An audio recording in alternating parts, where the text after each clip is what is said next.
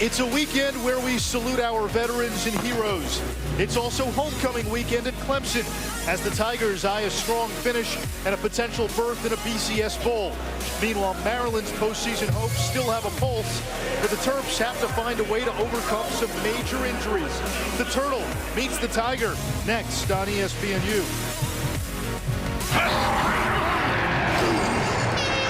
You're watching the All-State Game of the Week. It's the ACC on ESPN, one of the great entrances in college football. The Clemson Tigers rushing the field just moments ago. Clemson, number 13 in the BCS standings, taking on a Maryland team trying to snap a 3-game losing streak. Welcome to Death Valley, and Ish Schroff here with Dan Hawkins. You look at this Maryland team, not long ago they were 4-2, 2-0 in the ACC. It was a turnaround season. And then their quarterbacks kept on getting hurt. They're down to their 5th quarterback. If that wasn't bad enough, they're missing some more key players. They sure are. They're missing their best defensive player on the defensive side. They're missing their top rushing back in running back in Wes Brown, and a talented freshman who's very Sammy Watkins-like.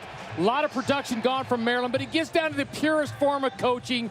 Get your guys to play hard every single down. That's what Randy Edsall has done. That's what he'll do again today. Meanwhile, for Clemson, Dabo Swinney's message to his team has been finished. A year ago, Clemson got off to an 8-0 start, finished 2-4. He says the focus of his team, a 180 from 2011. That's the thing that's interesting in this game, as you've got both philosophical points on both sides of the ball. Clemson wants to get to that level. There's excellence every single week, every single day, no matter who they play. He feels like he's getting the culture to that point where they avoid the white noise of rankings and opponents and play up to their level of standard every week.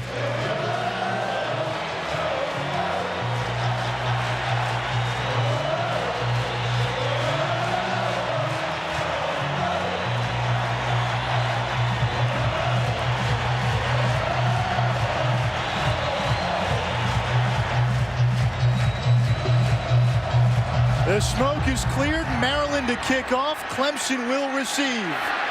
Sammy Watkins across the 20. Watkins, a nice spin. And he's down at the 38-yard line. A 39-yard return for the dynamic sophomore. And we get our first look at this Clemson offense, which has just been on a tear. Sammy Watkins a little slow to get up after that kick return, as he's being helped off. But Taj Boyd, the engineer of this Clemson offense, and Coach Hawk, he's been on fire. 10 touchdown passes over his last 2 games. Really the maturity and experience in Chad Morris's offense coming into the 2nd year. On first down, Andre Ellington with a gain of 9. It'll bring up 2nd and 1. That's a good sign for Clemson. Ellington hurt his hamstring against Duke on the first play of the game. Didn't play after that, but back this week for Maryland. A lot of production for the Tigers. You're going to see 2 sides of the spectrum. You got a bunch of weapons in the orange, a team that wants to go fast, and Maryland wants to slow down and keep it simple. Quick screen by Boyd. That's going to be a first down. Sharon Peak on the reception. And Clemson into Maryland territory. You look at this Clemson offense, 9th in the nation in total offense. Number 10 passing offense, 32 when it comes to running the football. Ellington using his blockers, and he's close to the 40-yard line, a pickup of 5. It'll be 2nd and 5. One of the things you really appreciate about Clemson's offense, Chad Morris, what he's got going, conflict of assignment. You saw the fly sweep motion coming over the top, fake there, ball go the other way. You'll see pullers going one way. It's very hard to find the ball. A lot of deception in this game. Trips left here on 2nd down and 5. Boyd will keep it. Maryland all over that. Kenneth Tate leading the charge for the Terps. It's a loss of 3, 3rd down. Maryland has been pretty salty on defense. Did a nice job earlier in the year against a very prolific West Virginia team. They will play a lot of guys to keep them fresh, bring some pressure, and just try to avoid the big play. 3rd and 8. Big early 3rd down for this Maryland defense. We mentioned how shorthanded they are on offense. Boyd throwing, And it is incomplete, intended for DeAndre Hopkins. Nice job by Dexter McDougal getting over the top there. That was a completed ball until he knocked it out. So Clemson will have to punt. Maryland coming into the game 11th in the nation in total defense, but their run defense, which had been so good, absolutely ravaged in their last game against Georgia Tech. Low snap on that punt.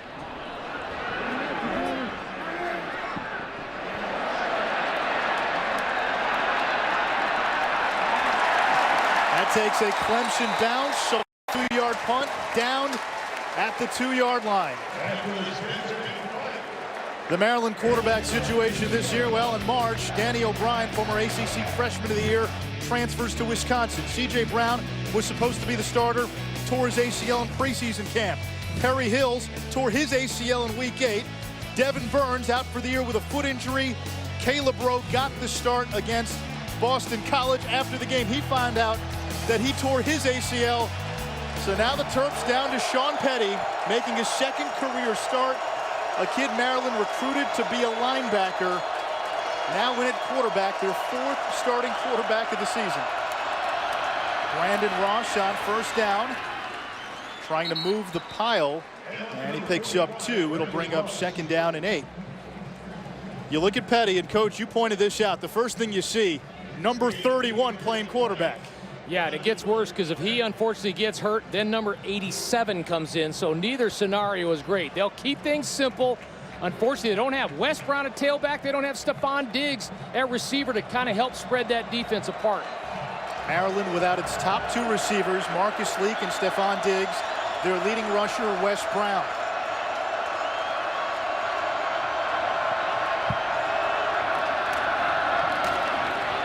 Another run. And that's Ross getting across the 5-yard line, a gain of 2, 3rd down. One of the highlights for Clemson, Brent Venables, new defensive coordinator, came over from Oklahoma this year. Taking a while to get his culture going, but that defense is starting to click, along with a very explosive offense, makes this Tiger team a definite BCS possible contender to get into that game.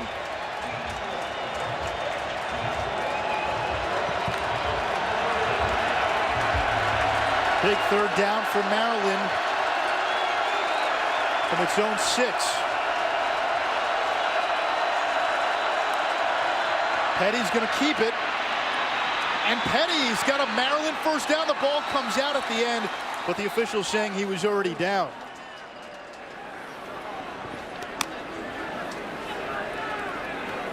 Benefit of having a running quarterback. They're just running one back power with the quarterback and the back faking the other side. It's great that you have a quarterback that can run, but please, please, please don't let him get hurt. Yeah, we talked to Randy Edsel this week, and he couldn't explain it. You lose 4 quarterbacks to season-ending injuries. It has been just a curse at the quarterback position for this Maryland team. Petty's going to keep it again. Nowhere to go. That's Grady Jarrett getting to the QB. A 2-yard loss, 2nd and 12. One thing about Petty last week, in the first half of that game against Georgia Tech, only 1 completion. They didn't really try to throw it a ton. They were down, so in the second half, more passing attempts, and 8 of 12, 114 yards, 2 TDs, and a pick. This was for a guy who had about 7 days of practice to get ready for that start. I think Randy Edsel's done a great job just getting these guys mentally prepared in a battle every single week, no matter what the circumstance.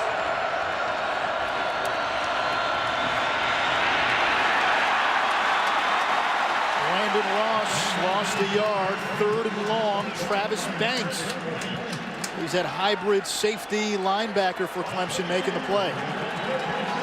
One of the differences that Maryland has had to do, you see they're in a huddle. Sean Petty goes back to the huddle. Normally they've been going fast and try to get tempo, but not now when you've got a rookie quarterback. We talked to the coaches. They said they had to slow down the game, milk the play clock, limit the possessions. Randy Edsel said, we got to bleed Clemson.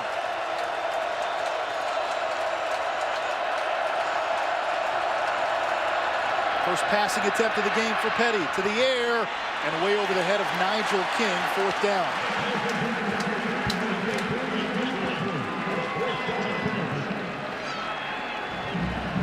Very good quarterback in high school, Sean Petty, but you don't take any reps until, as you mentioned, a week before the Georgia Tech game last week. It's hard to get those timing routes. Nathan Renfro on to punt it away for Maryland. Adam Humphries back at his own 47-yard line waiting to receive the punt. Humphries fighting the sun. Fair catch signal. And he makes it at the 48. That's where Clemson will start when we come back. A 39-yard punt. No return.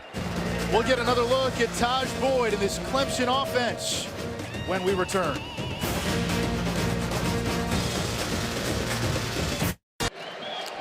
With Dan Hawkins and Ish Schroff and coach Clemson quarterback Taj Boyd, dual threat all the way. One of the top dual threat quarterbacks in the country. Talking to the coaches yesterday, one of the things they've been pleased about is just his running skills this year. Now, they don't try to wear him out a bunch. They try to save him when they need him, but third downs, red zone, and some of those big games, really critical that he can run. And you look at what he's done over the last 2 games, 10 touchdown passes, 772 total yards. You see the 3 picks. One of those was on a Hail Mary before the half. On another against Duke, one of his receivers literally had the ball ripped from his hands by a Duke DB. Clemson, great field position. This is a situation where while the cards may be stacked against Maryland, Clemson needs to play up to their standard. Quick screen, Sammy Watkins across the 50. Nice move. Watkins down at the 42-yard line. He's going to be very close to a Clemson first down. Sammy really starting to hit his stride. Sat out the first 2 games of the year. Has been under the weather a little bit with a cold. You see that? That's a shake right there. But him along with Nuke Hopkins on the other side makes these guys really dynamic. 11 yards on that last play. It is a Clemson first down. Out of the pistol on 1st and 10. Boyd steps up. Incomplete, intended for Humphries. That was something against Duke, coach. Clemson very successful early on with the long ball. Well, with this type of offense and you have the type of speed, you're going to get some people down the field. You have an opportunity to do that.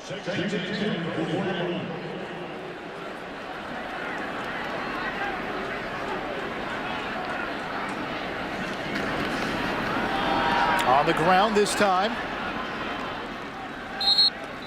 And solid pickup, 5 yards there. It'll bring up 3rd down.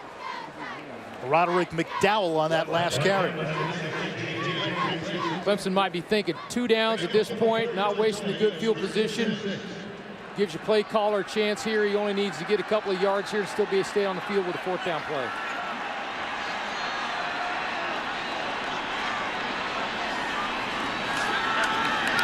Pressure from up the middle. Watkins goes back to catch it, and he's got space. Sammy Watkins inside the 20, a gain of 19. Throwing that ball in the area where Demetrius Hartsfield normally would end up playing. Good job looking down the field to his left, checking it back down. And there's the danger of making a tackle against a great athlete in space. How many guys in college football can do what Watkins just did there? Go back to the ball and then reverse direction. There's DeAndre Hopkins, his first catch of the game. And he's forced out of bounds by Jeremiah Johnson. A gain of 3, 2nd and 7. One of the elements Chad Morris got built into this offense, that was a running play designed to go off to the right side and just they have the opportunity to take the ball and throw it outside if the corners are playing off far enough, which they are, giving these guys some space. Ellington out of the pistol, and that time met right at the line of scrimmage. Number 96, A.J. Francis on the stop, 3rd down. Clemson on 3rd down this season, converting at a 54% rate. Well, they've got the terrible triad when you talk about the 2 receivers, Ellington at tailback and Taj Boyd at quarterback. Boyd pumps, throws, end zone, touchdown. Adam Humphries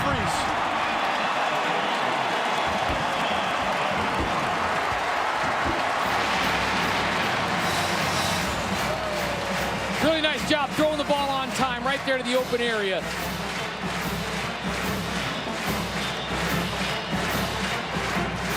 First touchdown catch of the year for the sophomore from Spartanburg, South Carolina. Humphreys was a guy who got more playing time early in the year when Sammy Watkins wasn't himself. Watkins suspended for the first 2 games. 7 plays, 52 yards. Sammy Watkins, a lot of yards after catch on that drive. And then Adam Humphreys providing the punctuation.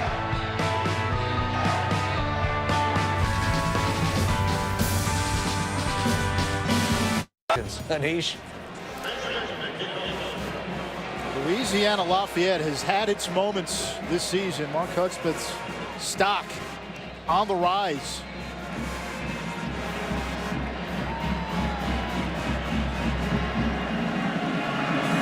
Clemson to kick off after a 13-yard touchdown catch by Adam Humphreys. And Brandon Ross is going to take a knee in the end zone. So Maryland will start at its own 25-yard line. Look at the BCS top 10. Only ACC team in there, Florida State at number 10. They avoided an upset at Virginia Tech on Thursday. Clemson ranked 13th. And if you're Clemson, you've got South Carolina at the very end of the season, which is number 8. And if Clemson can win out, might be a chance they can get an at-large BCS bid if they're not the ACC champions. You think so, and they need to do everything they can and play up to the level of excellence every week and every game regardless, and carry that flag through the South Carolina game and hope things fall their way.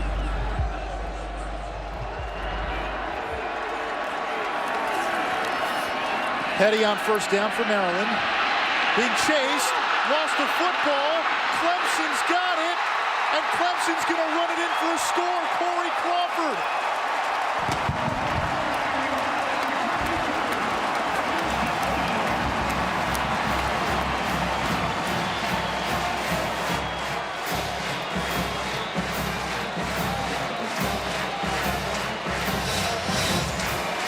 Sean Petty rolling out. Ball just slips out the back of his hand. Randy Edsel and the Terrapins knew that Dak stacked against them coming in here. The thing you don't want to do is lose the game and give them opportunities, which happened right there. 14-0. This Clemson team has scored in 35 of its 37 quarters this season. Up 14-0. The defense adding to the Tigers' points.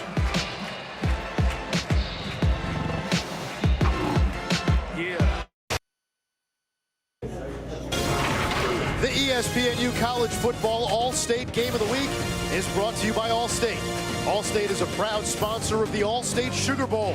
You're in good hands. That's the 55 Exchange, a student-run ice cream shop. They make their own ice cream here on the Clemson campus. We were there yesterday. A miscue there by Maryland. Ross able to recover and taken down at the 9-yard line. We talked at the top of the broadcast. Maryland without Stephon Diggs, out with an ankle injury. They miss him in the receiving game. They also miss him on special teams. You look at his numbers, comparable to what Sammy Watkins did for Clemson as a freshman last year. We've had Stephon Diggs a couple times this year, and he's very explosive. He's one of those guys like Sammy Watkins. You can throw him a short pass. He can go the distance, or he can take a kick to the house. So tough loss in the special teams and offensive areas. Look at the all-purpose yards, and Diggs right there with what Watkins did for the Tigers last year. Starting field position has not been kind for Maryland.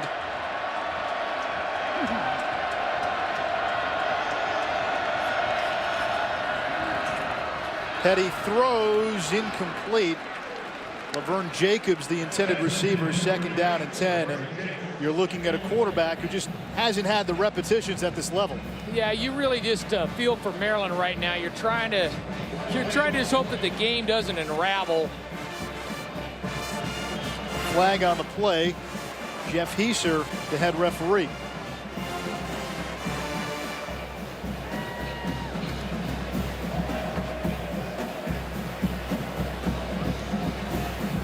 get illegal receiving downfield. Eligible receiver, downfield, offense, number 50. Penalties decline. Second down. Coach Etzel's done such an amazing job this year getting those guys to play hard. The Terrapins playing hard every single game. As we mentioned, great improvement over last year, playing a young team, and then just all the mounting injuries, but still remaining positive.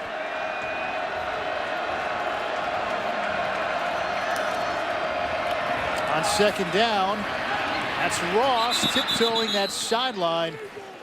And he's marked out of bounds after a pickup of 4. Mark it at the 14, 3rd and 6.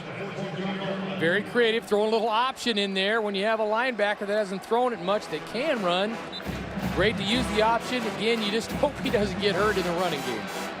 When Petty assumed that starting quarterback role for Maryland after Caleb Rowe tore his ACL in the Boston College game, Maryland offensive coordinator Mike Loxley telling us that the coaches had to cater the offense a little bit around Petty's skill set, and he ran that Navy-style option in high school. Makes it tough when you're 3rd and 6 to throw for it with a linebacker quarterback, though. Here's the pressure, and Petty dropped. Right at the line of scrimmage, Vic Beasley, who's Clemson's designated pass rusher, getting in there for the Tigers. Trying to run option, bottom of your screen again. Looks like he needs to pitch the ball, but he's kind of predetermined. He wants to hang on to it, and that's the inexperience of not running it much. Well, this is another element at play, the field position game. Maryland's been pinned deep when they've had to punt. Clemson's had good field position. One possession where Maryland started deep resulted in a turnover, which Clemson ran in for a score. Humphreys from the 50 makes a man miss. And Clemson will start at the Maryland 41-yard line. This Veterans Day, give a gift to our military heroes and their families through US Show Wish Book. Visit usshow.org/ESPN.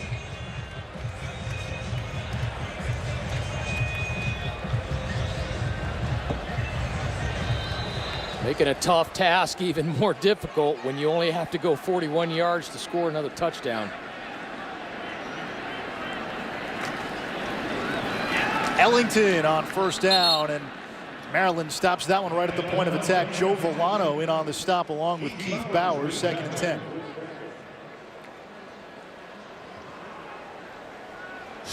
Maryland, really, you see the depth off the line of scrimmage of the corners, really giving the receivers a lot of respect. Boyd slips. He lost the football. Maryland says they have it. And they do. So a break for the Terps. The defense recovering a fumble. It's Joe Villano. Little bit of a bobble on the snap and tried to ride it in there. A little bit of confusion. I don't think Andre Ellington knew whether he was supposed to keep it. That's the thing you want in a game like this. Don't get sloppy. Stay clean. Live up to our standards. Both teams now with a turnover apiece. And talking to the Maryland coaches, they knew they were going to have some plays from their defense to have a chance against Clemson. This is Ross. He's into Clemson territory, and the Terps on the Tigers' half of the field for the first time today. One of the other advantages you have a little bit, you've got an offense that's ever evolving, reading to the tailback, giving outside. But some of the wrinkles that you're seeing haven't been in the playbook the whole season, so Brent Venables having to adjust to some of the plays and sets along the way in this game. 6 carries, 40 yards for Brandon Ross. He'll see most of the action at running back with leading rusher Wes Brown injured. Brown out with an ankle injury. Petty keeps this one. Another fumble for Maryland. And does Clemson have it back? They do.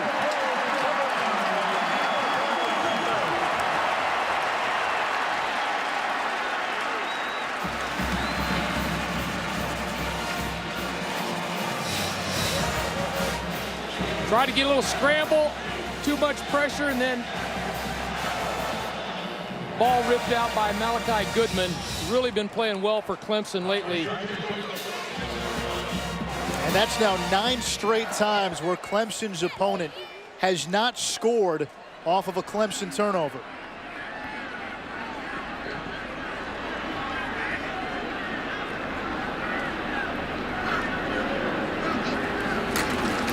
Ellington out of the pistol.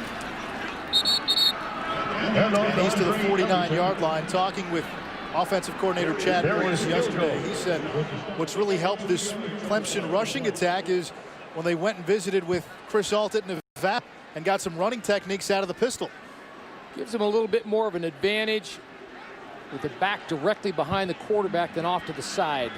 Ellington split wide here on 2nd down. Over the middle, incomplete. Watkins the intended target. 3rd and 8 for Clemson. Good job by L.A. Gorey getting some depth in there, making that a difficult throw. You see all the wholesale changes coming off the Maryland sideline on defense. Chad Moore's very multiple in his approach. A lot of formations, a lot of motions, a lot of eye candy for the defense to digest. Maryland bringing pressure. Clemson picks up the blitz, and they pick up a 1st down. They're not booing, they're saying nuke for DeAndre Hopkins. His nickname is Nuke. Doing a nice job running a dig route, coming out of the right-hand side, coming back to the football ever so slightly and hanging on, making a tough one. Ellington around that right side. And he's to the 36-yard line. He gets a couple. 2nd down and 8. There's Chad Morris, the offensive coordinator for Clemson. Made great strides last year, and now even more of the playbook open in 2012. He's feeling very good about where the Tigers are in terms of understanding everything he wants. That's the tight end, Sam Cooper. Maryland really playing off, trying to keep everything in front of them, which they do, but you get those short dink and dunk throws. You see the strides made by this Tiger offense from 86th in 2010 to 26th last year. And last year was Morris's first year as offensive coordinator. They're a top 10 offense this season. They're going to measure to see if that last catch was indeed good enough for a 1st down.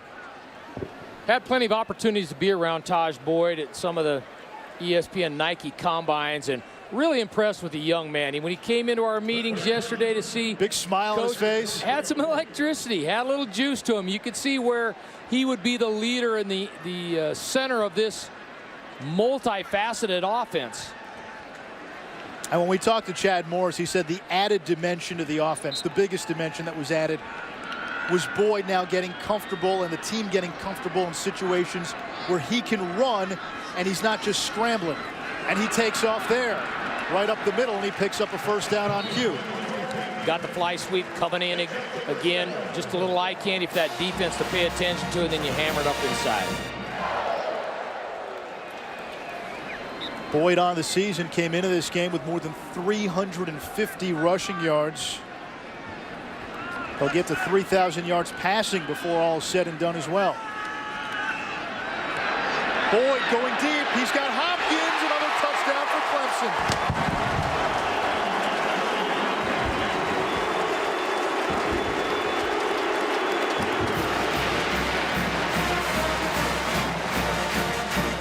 Really great job. Again, you're seeing the motion coming in behind, causing the secondary to rotate down. Nuke Hopkins running a little shake route, 7 route back out to the corner, and Taj Boyd throwing it up on time, letting his receiver run to it.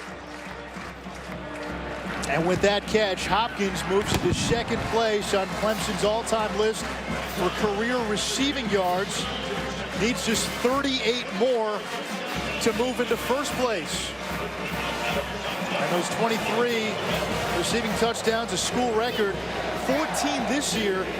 He set the record this year that Sammy Watkins had a year ago. Clemson coach is talking about how he really has grown up. He's been here for a while, kind of hanging around, then all of a sudden really starting to get it. And with Sammy Watkins obviously out the first couple of games, giving him a chance to excel and step up into that primary receiver role. 7 straight games with a touchdown for Hopkins. 21-0 Clemson. 2:42 to go in the first. This looks a lot like Clemson's last game against Duke, where they just blitzed the Blue Devils in that first half and that first quarter. They just have a tremendous amount of firepower, and as we said at the top, Randy Edsall's hoping to shorten the game, control the clock on offense, move the sticks a little bit and not make mistakes, and make Clemson at least have to drive the length of the field, but they've been playing arena football right now. 14 points for Clemson off of 2 Maryland turnovers. And the Terps shorthanded on offense to begin with. Now with a long climb to get back into this game.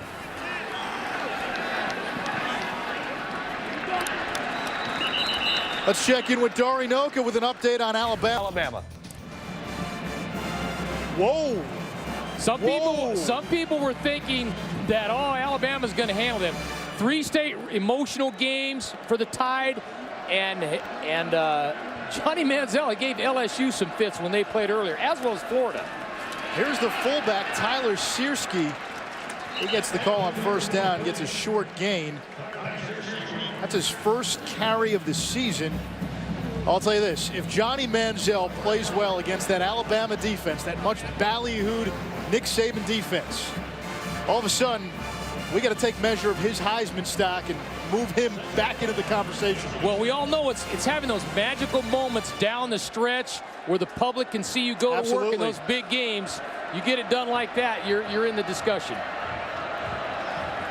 Laverne Jacobs off that fly sweep. Nowhere to go.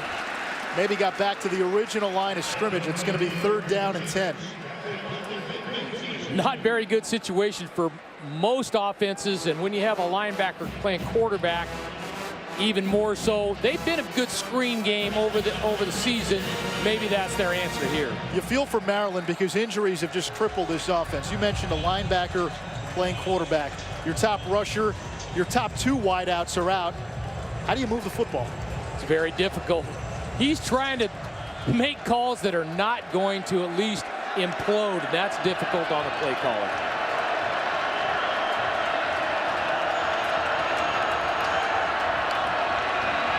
Clemson continuing to bring pressure. Incomplete, intended for Jacobs. 4th down. Jonathan Meeks, the safety, with some good defense there in that Clemson secondary. So Maryland has to punt it again. Pretty good throw, but Meeks is right there in his hip pocket. Does a nice job keeping his right hand off and batting it away with his left. But it was a pretty good throw.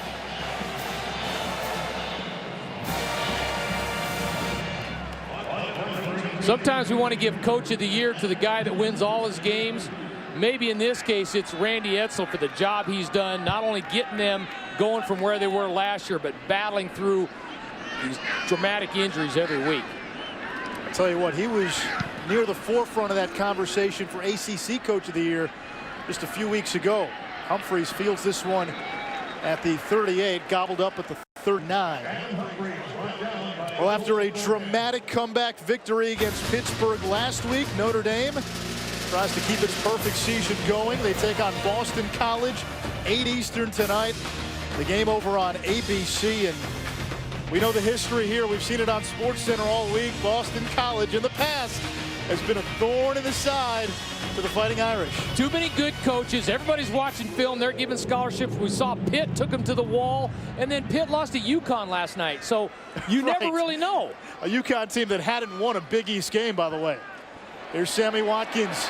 Watkins, look at that speed. And he's out of bounds inside the Maryland 40. Yeah, and he's favoring the ankle, but we show that Maryland clip of how far the defensive backs are off the receivers. Just allows Taj Boyd just to flip it out there, and it's schoolyard football. It's backyard ball, and when you've got a guy like Sammy Watkins, it's tough to defend. Clemson keeps it on the ground here. DJ Howard ankle tackled that time by Dexter McDougal. One of the things that's a little bit different with Chad Morris's offense is it's not just all spread it out and wide open. They do have the ability, you see them running old school power, pulling people, run the ball downhill, and getting after you that way, which sometimes a finesse offense won't do. Empty backfield. Boyd, he'll run. Boyd's got some room, and he slides down at the 32-yard line. A first down for Clemson. Boy, there's a smart quarterback. Run, get down. First downs, out of bounds, touchdowns. Don't be taking hits. There you see Clemson. They want to go fast. Maryland normally is a no-huddle team. They're huddling up to try to bleed some clock today.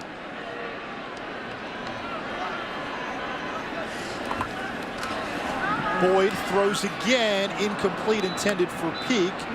And that's the final play of the first quarter.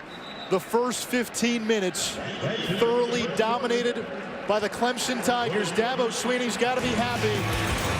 21-0 Clemson. Adam Humphries a touchdown. Corey Crawford on defense. And then Newt Hopkins had a TD as well. 21-0 Tigers.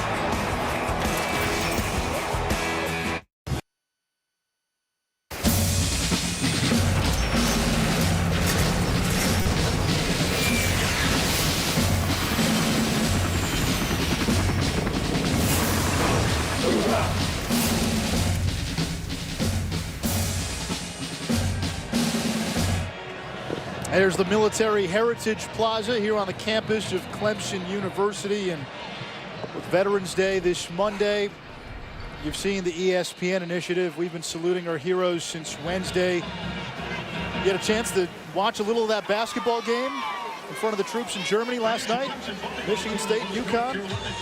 I think it's great. I think it's a great initiative by ESPN, and certainly well-deserved by people that do a tremendous amount to keep us safe and let us have college football. 21-0 Clemson, 2nd and 10 Tigers, first play of the second quarter. Sammy Watkins back in the game. He looks healthy to the 20-yard line. Another first down for Clemson, a gain of 11. You look at Watkins' season, Coach.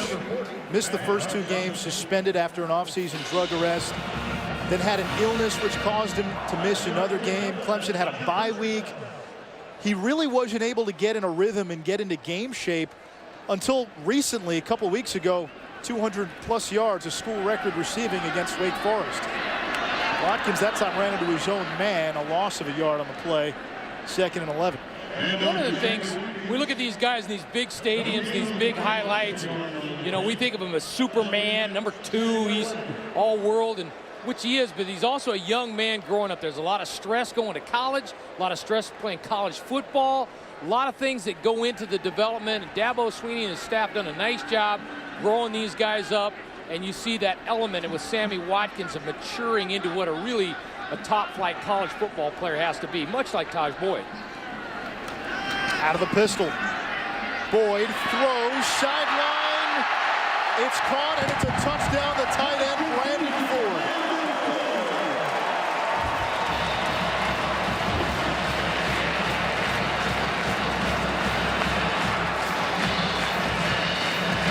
Great catch combined with the fact he had to look back into the sun. You see him coming out of the shadows. Little wheel route. Really good catch also with the sun. Darren Drakeford hanging in there. Just when you think they've got enough weapons, they show you a spectacular tight end. 6th touchdown catch of the year for Ford. 3rd touchdown pass of the first half for Taj Boyd. When we come back, one of the great inspirational stories in college football revolving around that man.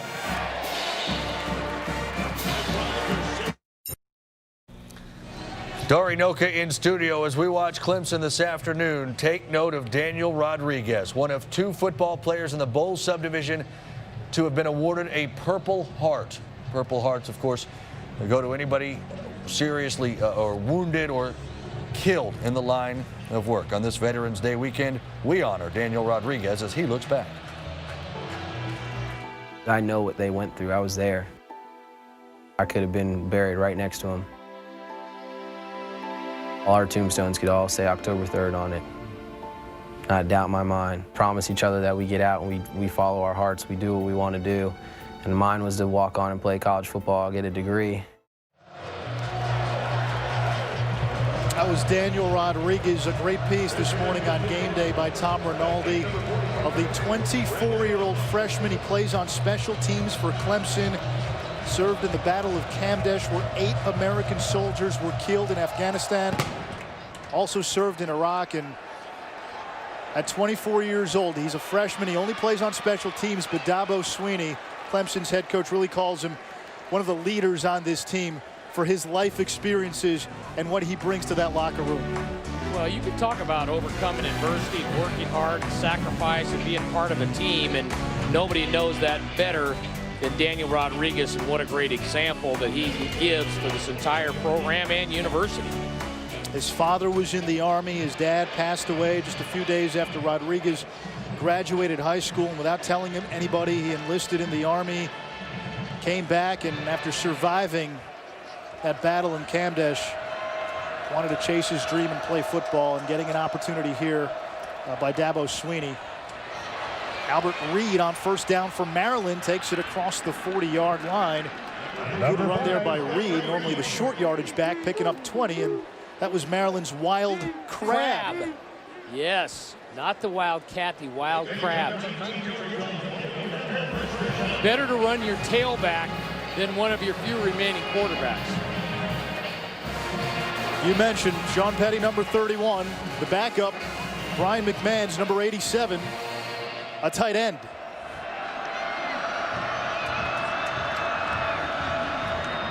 That's the fullback, Searski.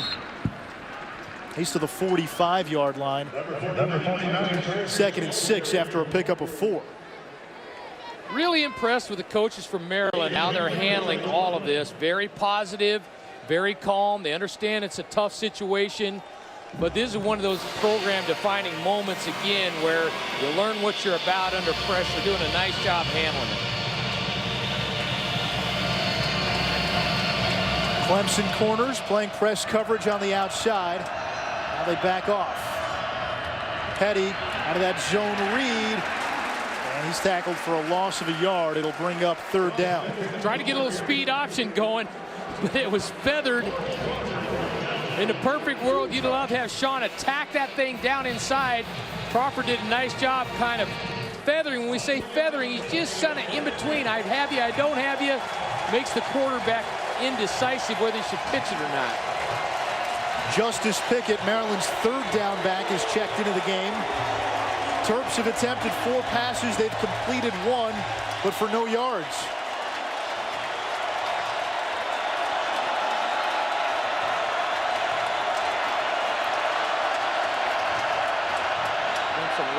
Petty floats one incomplete in the direction of Dorsey, 4th down.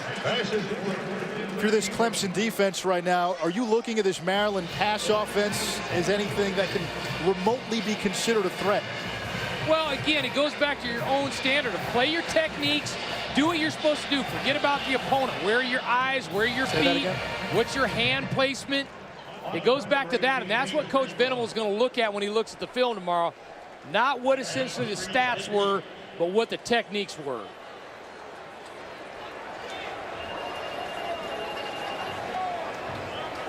Maryland trying to punt the ball into the boundary most of the day, and so Clemson trying to put 3 on 2. Humphreys muffs this one. Maryland's got it. And the Terps, wait. Come back, hang on. Maryland's ball, but on a muff, when you can't advance it. Yep.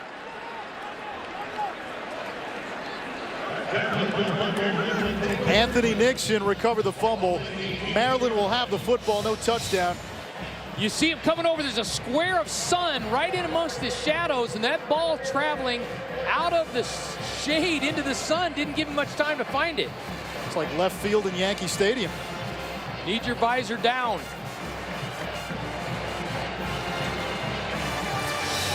Can't advance the ball on a muff punt. But Maryland catches a big break. 2nd turnover by Clemson. Terps in the red zone.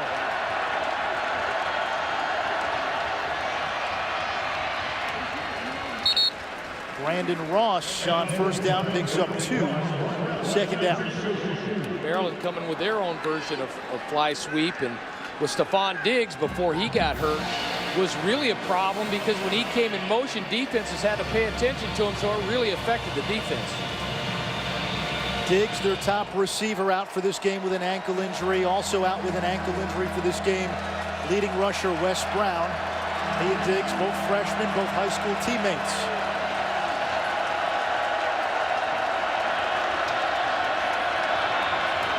Terps fake the fly sweep, open in the end zone, Devontae Campbell, and Maryland on the board. Really good job. Faking the sweep. Got Clemson to bite on the play action. Snuck him out the backside on a little wheel route. Here you see faking the fly sweep. Nobody has their eyes on the tight end. Good little momentum builder for the Terrapins. So Maryland capitalizes off a Clemson turnover. 2 plays, 18 yards. Campbell, his first touchdown catch of the season, just his second reception of the year. The 5th-year senior putting Maryland on the board as the Terps make Clemson pay for its mistake.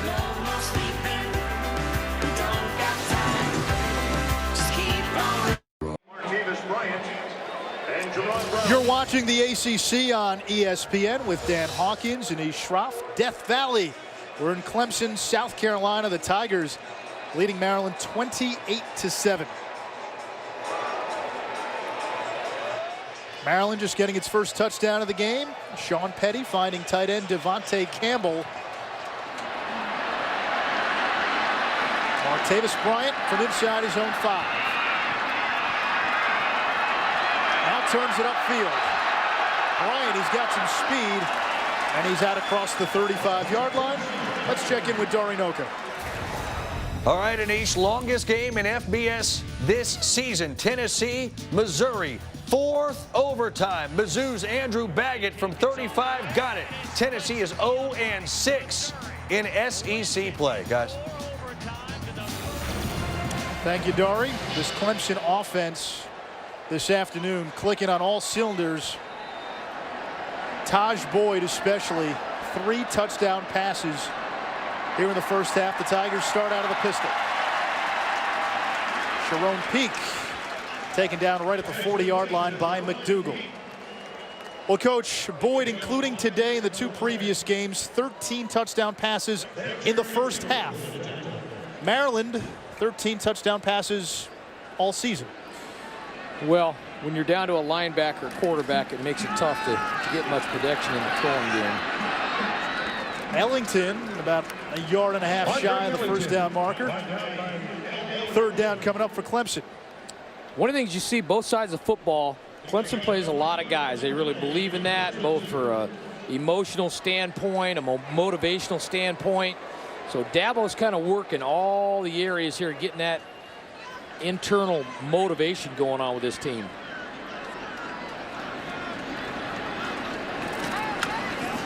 Here's Ellington. This will be close. Looks like he's just shy of that first down marker. Both of these teams utilizing the fly sweep and primarily using it as a deception and then handing the ball. Andre Ellington, a really exciting back. One of the many weapons. Going for it here on 4th down, Coach. Well, you kind of like it. You need to put it on your team a little bit. And as we said before, it's about playing up to your level of performance and forget about the opponent. Right up the middle, Ellington's got a first down. And Clemson this season now 9 for 11 on 4th down conversions. Running power over to the right-hand side, going to pull the guard, lead with a fullback. They're not just your guard and spread offense. They'll get in there and hammer it at you. 9:08, 2nd quarter. First fullback reference by Coach Hawkins. Boyd escapes the pressure. Finds Humphreys. He's run out of bounds near midfield. Really tough when your quarterback is elusive and can run. They had a chance to get a sack. And then not making a bad play worse. Trying to throw the ball downfield. Knows where his outlet is. Still get something positive out of a play that broke down early. Darren Drakeford applying the pressure for Maryland on that last play. Humphreys, now he'll hand it off to McDowell. McDowell still on his feet inside the 30 to the 26-yard line. Whew, conflict of assignment. Ball going right, goes back left. Nice job. Got the defense going one way, going back against the grain. Love the unconventional approach that Chad Morris takes. McDowell again looking for some room, and he's to the 22-yard line, tackled by L.A. Gorey. Gorey starting for Demetrius Hartsfield, Maryland's leading tackler. Hartsfield out for the season. He tore his ACL as well. Really tough because the fans are missing out on some really dynamic playmakers. Demetrius Hartsfield, one of the better linebackers in the ACC. And Stephon Diggs, who I think is one of the better freshmen in the country, let alone the ACC. We've heard a couple of defensive coordinators compare him to what Sammy Watkins was a year ago. Boyd finds Hopkins, and DeAndre Hopkins, Nuke, inside the 10, first and goal, Clemson. Nuke, kind of a great story. Grew up in the shadow of Death Valley, went to Daniel High School. Local boy makes good, and really getting a chance to shine after Sammy Watkins was suspended for a couple games. Boyd has time. That one's up in the air and incomplete. In the direction of Jerron Brown. Tough to tell on TV necessarily, but the sun is a little bit of a problem. Really getting down to the end zone on the right side here. You see that right there. There you go. Great shot there by our cameraman. Good job. That's our man. And then our man Wayne down there in the end zone. Atta baby.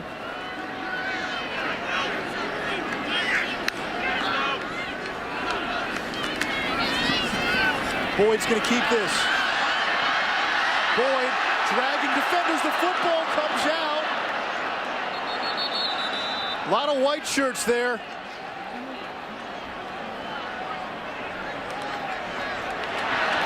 And Maryland has it. Another turnover for Clemson. So you see the 28 points, but Dabo Swinney's got to be upset. There's been some sloppy play by the Tigers as well. He was not happy. He got after his club a little bit in that last break because of the fumbled punt.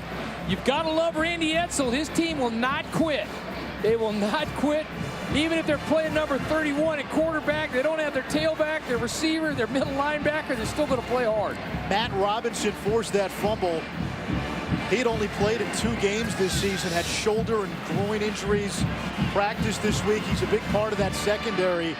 Robinson forcing that fumble, and Clemson 2 fumbles in this game.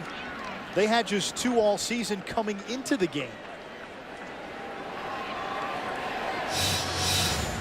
That's the battle when you play these types of games on both ends. Is you're purely physical. I think the ball was out early there. Yeah, they are reviewing the play to see if Boyd did get into the end zone before the ball came out. It appeared from that angle that he did not.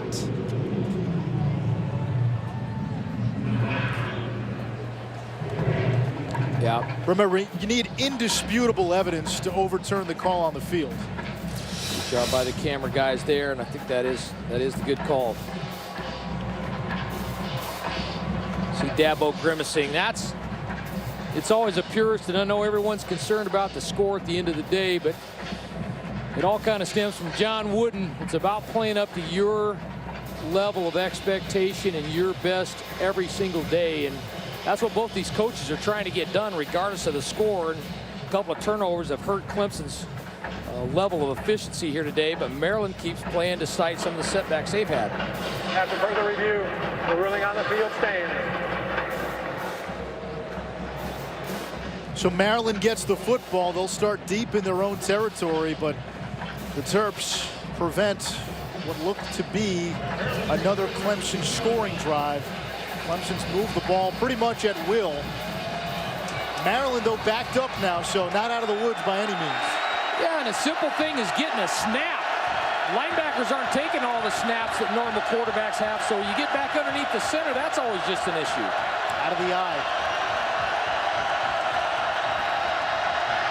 There's Ross. He has a little bit of room, a first down and more.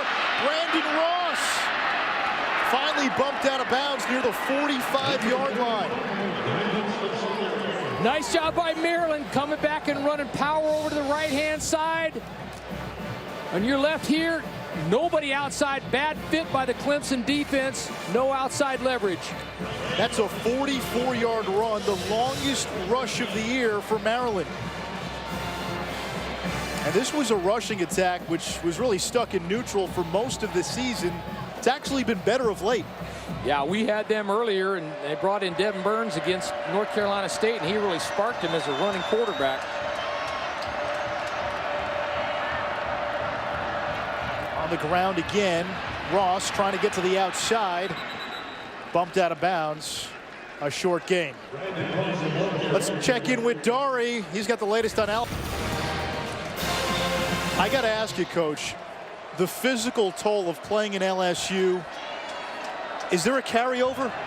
Well, it is, and that's been the remarkable thing, is Alabama playing up to that level of excellence.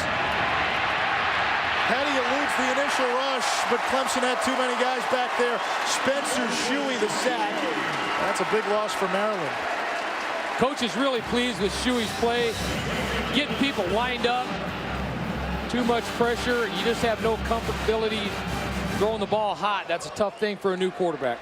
When we spoke to Clemson defensive coordinator Brent Venables, he said when they moved Shuey into that middle linebacker spot, this is his 4th start, so it was 4 games ago.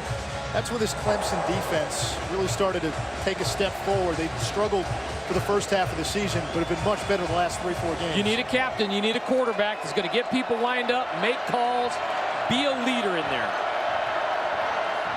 3rd and long. Justice Pickett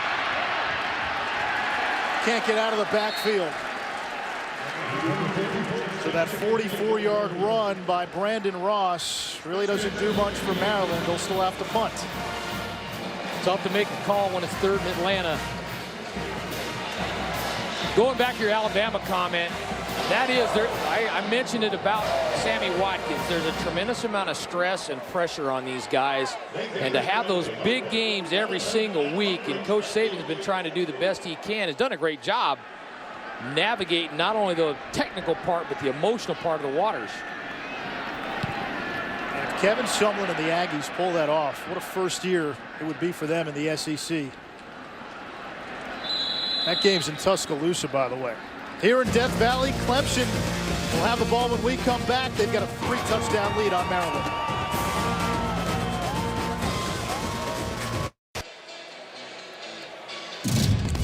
With Dan Hawkins and Eve Schroff here in Death Valley, Clemson jumped on Maryland early. Taj Boyd to Adam Humphries. And then Boyd finding DeAndre Hopkins. Clemson also had a defensive touchdown. 3 turnovers in the first half for the Tigers. Maryland capitalized off the last one. Sean Petty to his tight end, Devontae Campbell. It's 28-7. Clemson leading Maryland.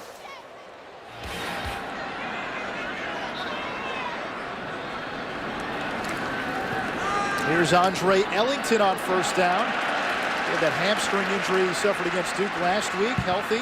Takes it across the 40 to the 41-yard line.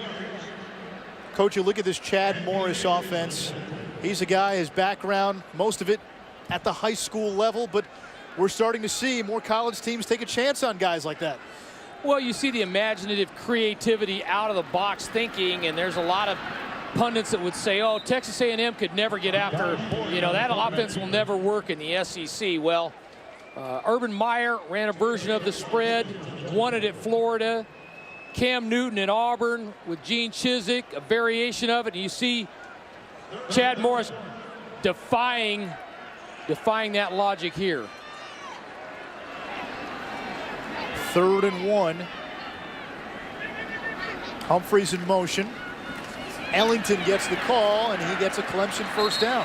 I think when you run an offense where your quarterback is mobile and he can stay healthy, that's obviously key. But if he's mobile and then you do some of the motions and deceptive parts of it, it's difficult, because how does your coach always solve that? You've got to look at things, your eyes have to watch things, you've got to get trained, and sometimes you're not neuromuscularly patterned to some of the cross reads that you get on defense.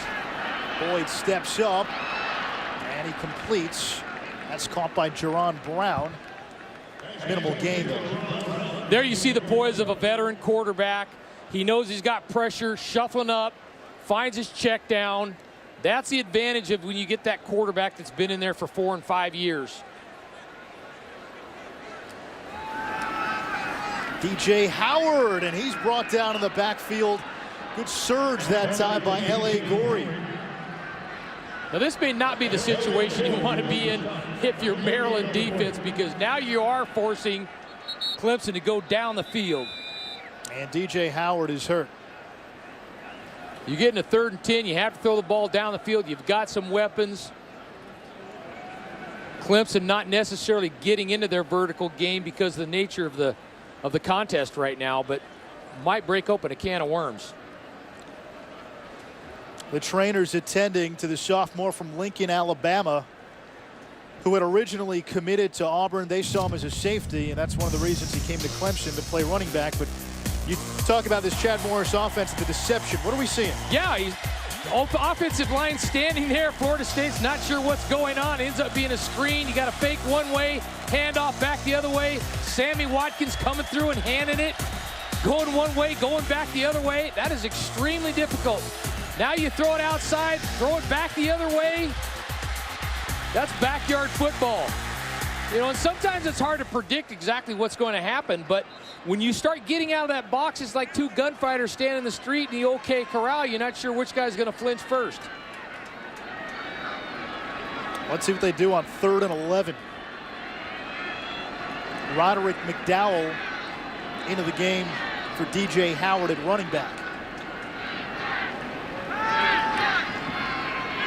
Boyd throws, completes to Humphreys, and Humphreys is going to be very close to a Clemson first down. It'll depend on the spot. So they gave it to him. Clearing everybody out, then running an out route into the soft spot. Maryland playing quarters, which means they got 4 over the top and 3 underneath. More room to throw those routes. It is a first down. Play action. Boyd downfield, finds Ford, and he's to the 20-yard line, tackled by McDougal. How many weapons does this Tiger team have? Very good protection, clean pocket for Taj Boyd. That's dangerous for the defense. When we talked to Chad Morris about the evolution of his offense, he said tight ends more of a factor than they were when he ran it in high school. You saw Ford, the tight end, there. Here's Ellington. He's shifty. Inside the 10, 1st and goal, Clemson. Matt Robinson finally brings him down. It's hard to find a good tight end because all those 6'4", 6'5" guys, they think they're basketball players. But I always tell them, hey, you're going to be a point guard. And they got 6'9" point guards. You need to be playing the NFL as a tight end. Come out here and play tight end. You'd be great. They had a pretty good one last year. Dwayne Allen. Ellington up the middle into the end zone. Another TD for the Tigers.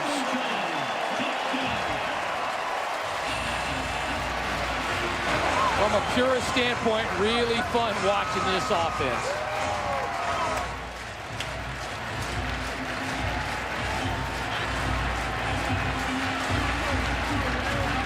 A 6-yard touchdown run by Andre Ellington.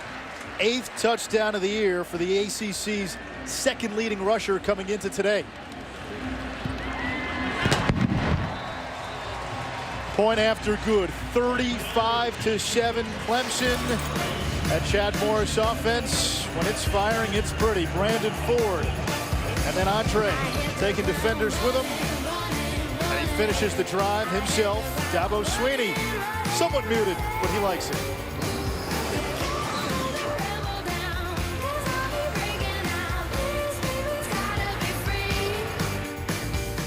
Zanish.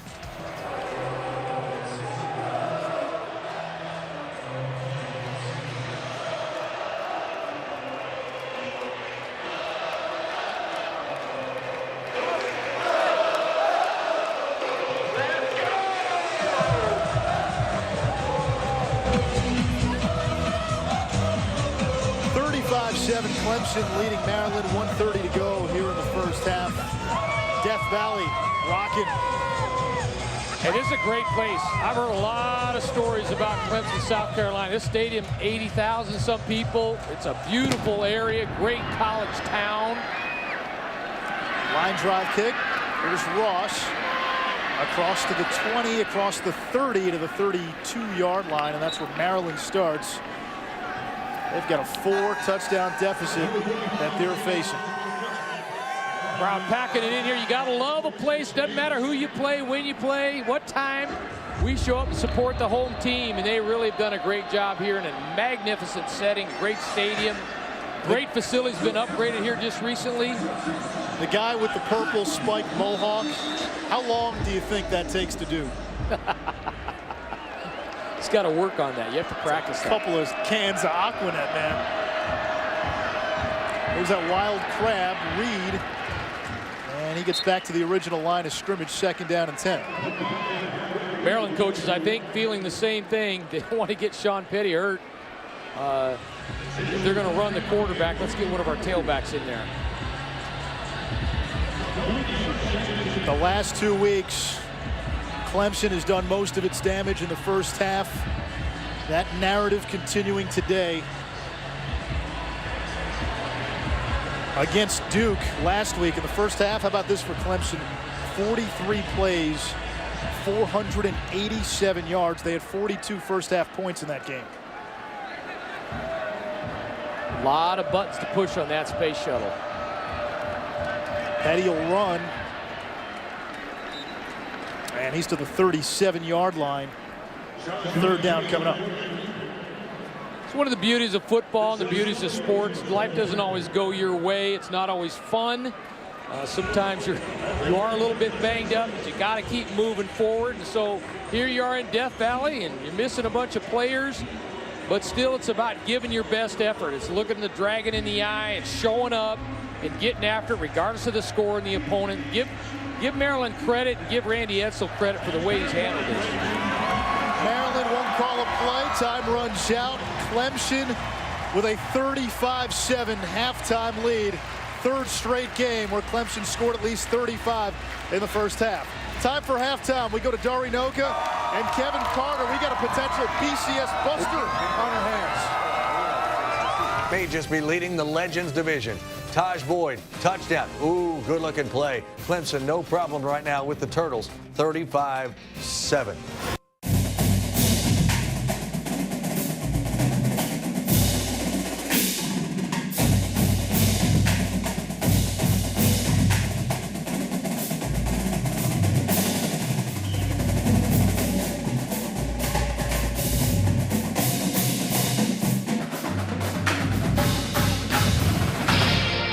Clemson Tigers bring it 110%. Ellington running left, steps over man, the 10, the 5. The ACC, where leaders are born. 7 rushing touchdowns for Wisconsin. They roll 62-14. They're going to the Big Ten title game. Nuke Hopkins touchdown. Clemson.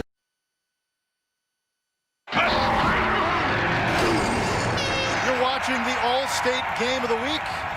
Your score here at the half, it's Clemson 35, Maryland 7. The Tigers ranked 13th in the BCS standings. Maryland trying to snap a 3-game losing streak. At the top, we talked about what Dabo Swinney's message was to his Clemson Tigers. Focus, finish. They did have 3 first-half turnovers, but really other than that, this was an offense and defense firing on all cylinders. Yeah, a couple turnovers, as you mentioned. They've guys got to finish the season on a high note. Last year they fell off. They got to live up to their standards and the national standards, put themselves in position to see what can happen for a possible BCS game. Recruiting, just the status of their program. Justice Pickett takes it out to the 25. A little bit of adventure there. Let's go back to that first half. Taj Boyd, 3 touchdown passes. Clemson, we mentioned the 3 turnovers. Only one of them really hurt them. Maryland capitalizing on one of the 3. A Devontae Campbell touchdown catch. Andre Ellington, Clemson's final score before the half. And that's the 3rd game in a row where the Tigers have put up at least 35 points in the first half. They blitzed Duke. They've blitzed Wake Forest the last couple of weeks and blitzed Maryland in the first 30 minutes. Sean Petty hands it off to Ross on first down. Not much for him. He may have lost a yard Again, to recap for Maryland, their leading rusher and leading wide receiver, Wes Brown and Stephon Diggs, both out with ankle injuries. Oh yeah, they've lost 4 quarterbacks to season-ending injuries, and that's why Sean Petty, who was recruited as a linebacker, is playing quarterback, making his second career start. Well, you don't make a bunch of tactical adjustments at halftime, but Randy's message to his team is, we talk about toughness, work ethic, finishing. Show me right here in the worst possible conditions what we're all about. Not much on second down. It'll bring up 3rd and long. And again, you talk about star power missing. We told you about Diggs and Brown on offense. Hartsfield is their leading tackler on defense. He is the ignition to their whole system on defense, and they miss him. Stephon Diggs is another Sammy Watkins type player that people around the country need to familiarize themselves with. He's electric in the return game and can take a short pass the distance. Maryland 1 for 6 on 3rd down.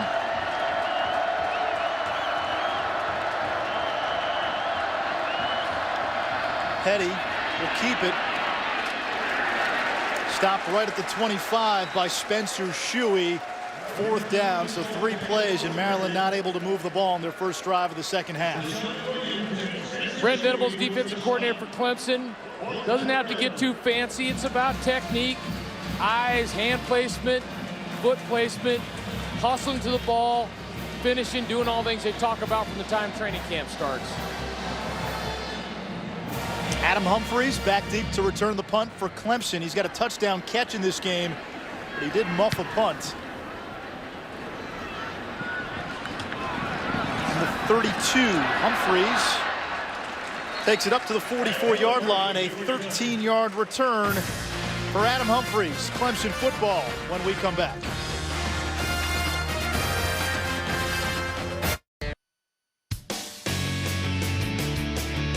Boyd pumps, throws, end zone, touchdown. Boyd going deep. He's got Hopkins, another touchdown for Clemson. Boyd throws, sideline. It's caught, and it's a touchdown. The tight end, Brandon Ford. With Dan Hawkins and Ish Shroff, got to throw a little love towards our studio analyst, Kevin Carter. He pegged Taj Boyd as his preseason Heisman favorite. The last few weeks, he certainly looked the part of a Heisman candidate. There's a bunch of guys running down that tunnel right now. It's going to be interesting to see who finishes first.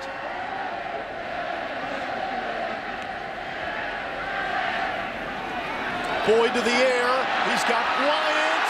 Martavis Bryant makes the catch inside the 10-yard line for Clemson.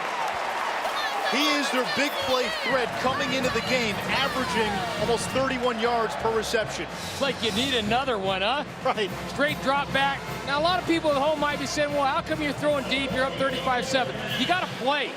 You have to play football, and there's a lot of football left. And you have to stay within your system and do what you do. It's not about trying to run up the score. You got to exhibit your style. McDowell to the 5-yard line. Finally brought down by Anthony Nixon, 2nd down and goal.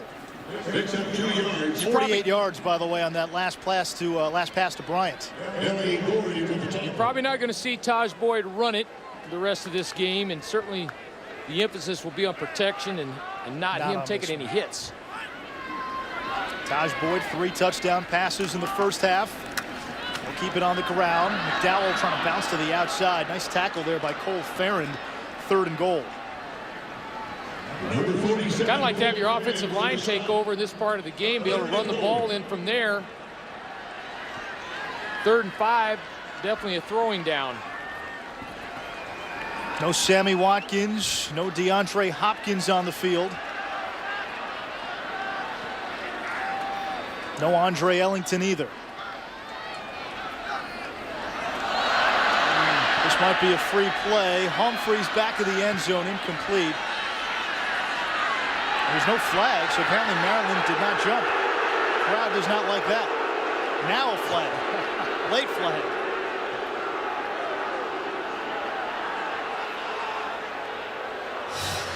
Dabo going to kick the field goal anyway. Tough to tell exactly from that angle, but they thought it was offsides. And they're not going to call it. Yeah, apparently no flag. So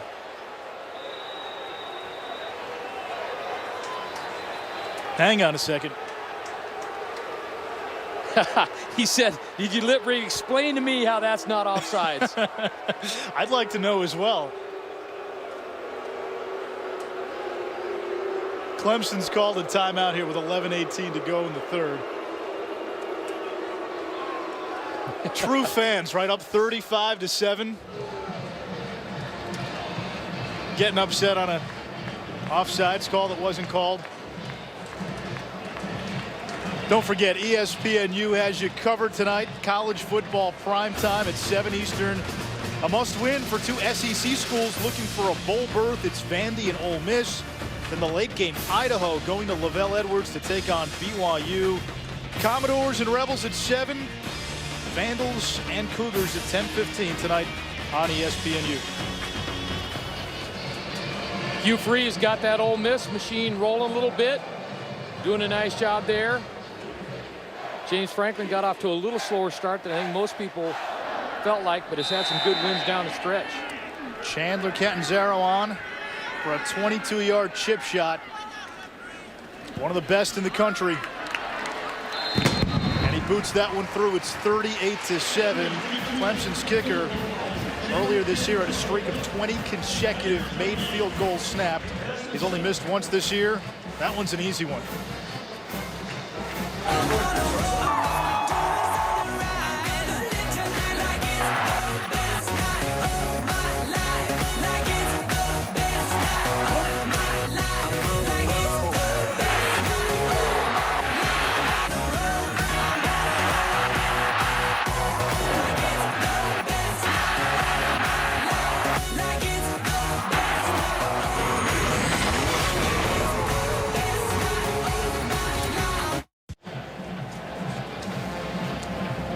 Clemson with a field goal on its first drive of the second half. Laverne Jacobs fields the kickoff in his own end zone for Maryland. He'll down it for a touchback. Terps have it at their own 25-yard line. Well, this game, a far cry from when these two teams played a year ago. Last year, remember, Clemson was rolling. Maryland was a 2-win team last year. The Terps had the Tigers on the ropes. Maryland led 28-10 and then 35-17. And then came Clemson. Sammy Watkins had the best game of his career, 345 all-purpose yards. That's a school record. Took a kickoff back 89 yards. 2 touchdowns in the receiving game. And Clemson went on to win 56-45.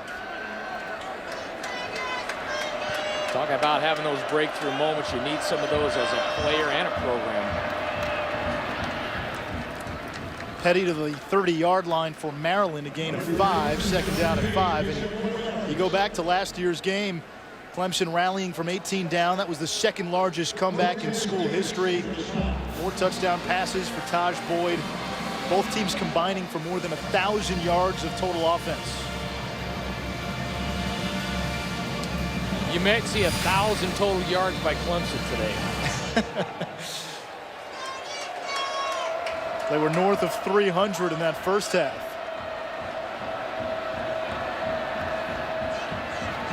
Petty, nowhere to go, gobbled up by the men in orange. Stephon Anthony got there, so did Crawford.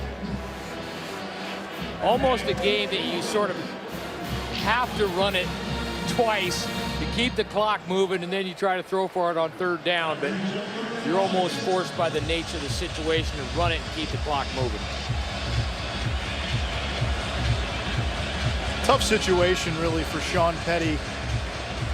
Last week against Georgia Tech, first career start. Played better in the second half. Maryland lost. Now you have Clemson, a top 15 team. Maryland's next game is against Florida State. It won't get easier. Petty under pressure, throws, completes to Campbell. And Campbell's going to be close to a first down. Depends on the spot here. Haven't gone to the screen much this game.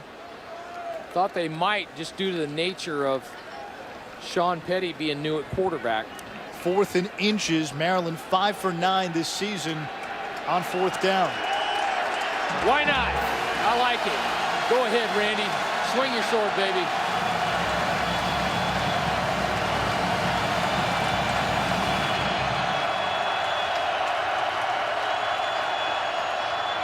Here's Ross. Plows through the line, and he's got a terrapin first down. Good job. Good heart. Good resiliency by the Terps. When we talked to offensive coordinator Mike Loxley for Maryland, he said, you know, the game plan going in. Gain 4 yards if you can on first down. Gain 4 on second down. Set up third and manageable situations. But Clemson got on Maryland so early. And when you're a team trying to control the pace of the game, slow it down, doesn't that throw everything out of whack when you're down 21-0 when you blink? Yeah, defensive touchdown doesn't help you. Poor field position doesn't help you. Petty will keep this as he fakes that fly sweep, gets a couple. 2nd down and 8.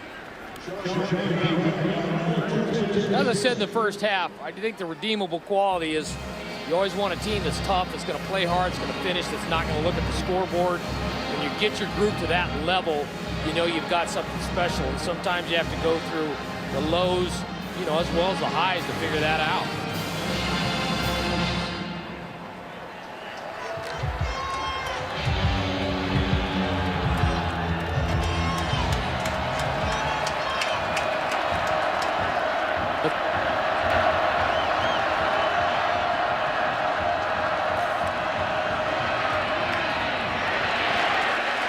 Petty again, 3rd down. Coach Randy Edsall has seen 3 of his quarterbacks this year go down with a torn ACL, and then also Demetrius Hartsfield, his leading tackler. Well, you see the history, and Coach Edsall took some heat this week. People question about what's going on in strength and conditioning. You see what's happened, you know, over the course of the year, and sometimes injuries just go in streaks. And I know strength and conditioning coaches are all over this, and sometimes it's shoulders. You go through a period where you have a bunch of shoulder injuries, and you know many of those are non-contact, but I just think the body's getting bigger, faster, stronger. It's hard sometimes. Petty, he'll run, charges forward, and there's that linebacker mentality getting him the first down. Ball comes out at the end, though, and they say it's Clemson football. This is an issue. Coaches always work on what they call ball leverage. Keeping the ball up high to your chest with the tip up, your hand over the end, and you get in trouble doubling. You see he's not really doubling there. He's just not used to carrying the football. Yeah, that ball does come out right there before he goes down. There was no whistle. They didn't blow the play dead. Another turnover for Maryland. 2nd fumble of the game for Petty. Travis Banks forced the fumble. You see Randy talking to him, shrugging his shoulders. Remember we've talked about that and worked on that? Boyd to the air. First play off the turnover. Incomplete. A lot of contact and a penalty marker. Jeremiah Johnson was covering Martavis Bryant. Jeremiah, youngster, has played well, learning under fire against a great receiving core here. Ball in the air. You see his head. If you don't turn and play the football, you're almost just making it easy on that official. The defensive back has got to get his eyes around and see the ball. And I know all the DB coaches around the country saying, oh, you got to play the eyes and the hands and blah, blah, blah. I've been there. You got to play the football. Once your route declares, you've got to play the football. It's college, so not a spot foul on pass interference. McDowell trying to get to the outside, chased down by Robinson. Back at the 38-yard line. That's going to be a loss of 7. Well, you talk about all the injuries that Maryland's had. It's big for the defense to get Matt Robinson back, one of the leaders back there, who really had to battle shoulder and groin issues and was sidelined much of the season. Yeah, he's been dinged up, and Coach Stewart's been rolling a number of guys back there in the secondary, and they've got a young football team. These Terrapins playing a lot of underclassmen.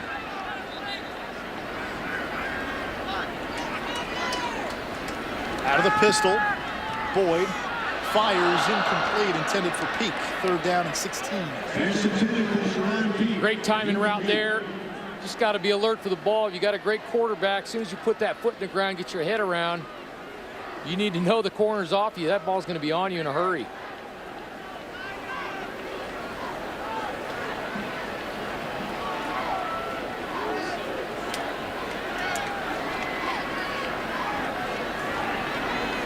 Again, the pistol here on 3rd and long. Pistol's when the tailback lines up directly behind the quarterback. That's to the tailback, and that's ruled an incomplete pass in the direction of McDowell. 4th down. Yeah, this is the stuff that drives you crazy in games like this. You have a bad run, should have completed the other ball, and the screen doesn't go right. You just don't want the game to just get sloppy on you. Continue to practice all the things that you've learned during the week. Well, it looks like they're going to try a field goal. Spencer Benton, who's the punter, attempting a field goal. This is a 55-yarder. He's hit a 61-yarder earlier this year. That's an ACC record.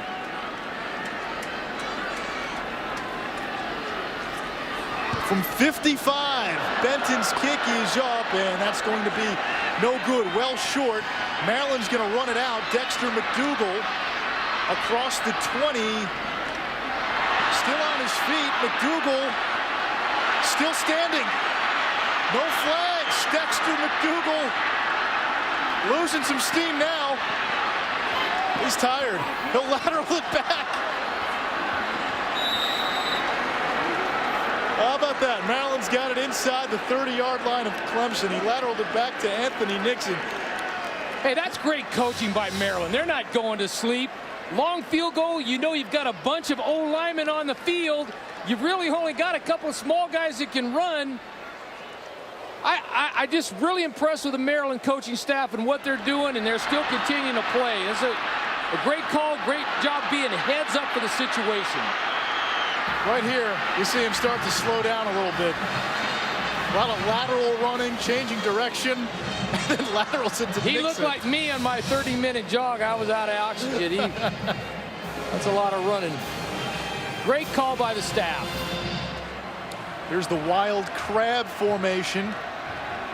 They used Wes Brown in this last week. It's been Albert Reed today, and Reed fighting for some yards. It's about 3. It'll bring up 2nd down and 7. Wes Brown, the leading rusher, out with an ankle injury. Going back to the return, you don't see that a bunch in pro football or college football, and I think that's just an extra added element. And you see the heads-up job by their staff. Normally, you get up there and you try to block it, and the ball goes down there and lays in the end zone. But with a kick that far, there is a good chance it'll be short. And you set up the return against a bunch of offensive linemen, you got a chance. Terps stay in that wild crab formation. Reed again. He's to the 29-yard line, tackled by Stephon Anthony. 3rd down coming up.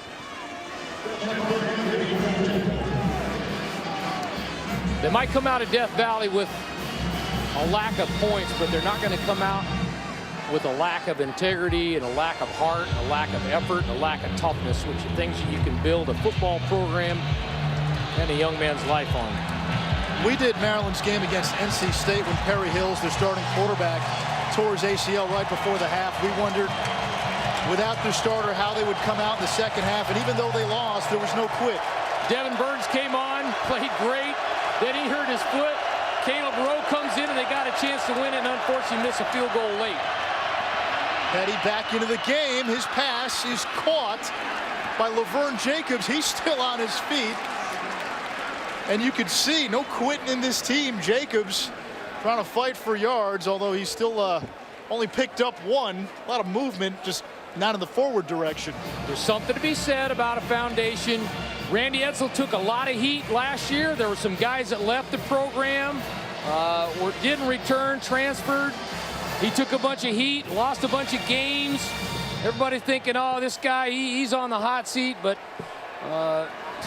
really done a nice job doubling their win total, and should have had that NC State game and really got these guys battling. 39-yard field goal attempt. This is Brad Craddock on, and the native of Adelaide, Australia, drills it. 38-10. Maryland answers Clemson's field goal with a field goal of its own.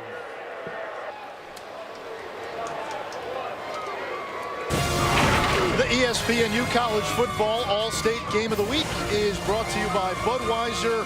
Great times are waiting. Grab some buds.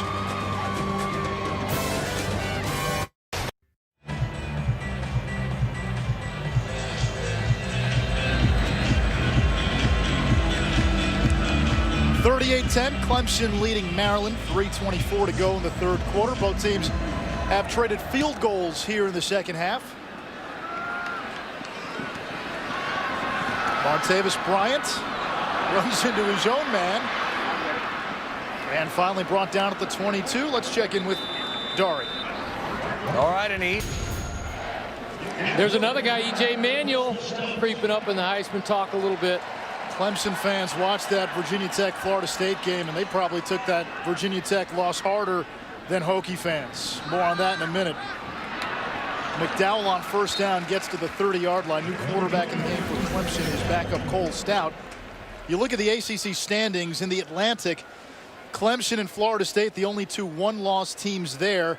Clemson's loss was to Florida State, so had Virginia Tech beaten Florida State, all of a sudden Clemson's in the driver's seat, and if the Tigers beat Maryland and beat NC State next week, they'd play in Charlotte for the ACC title.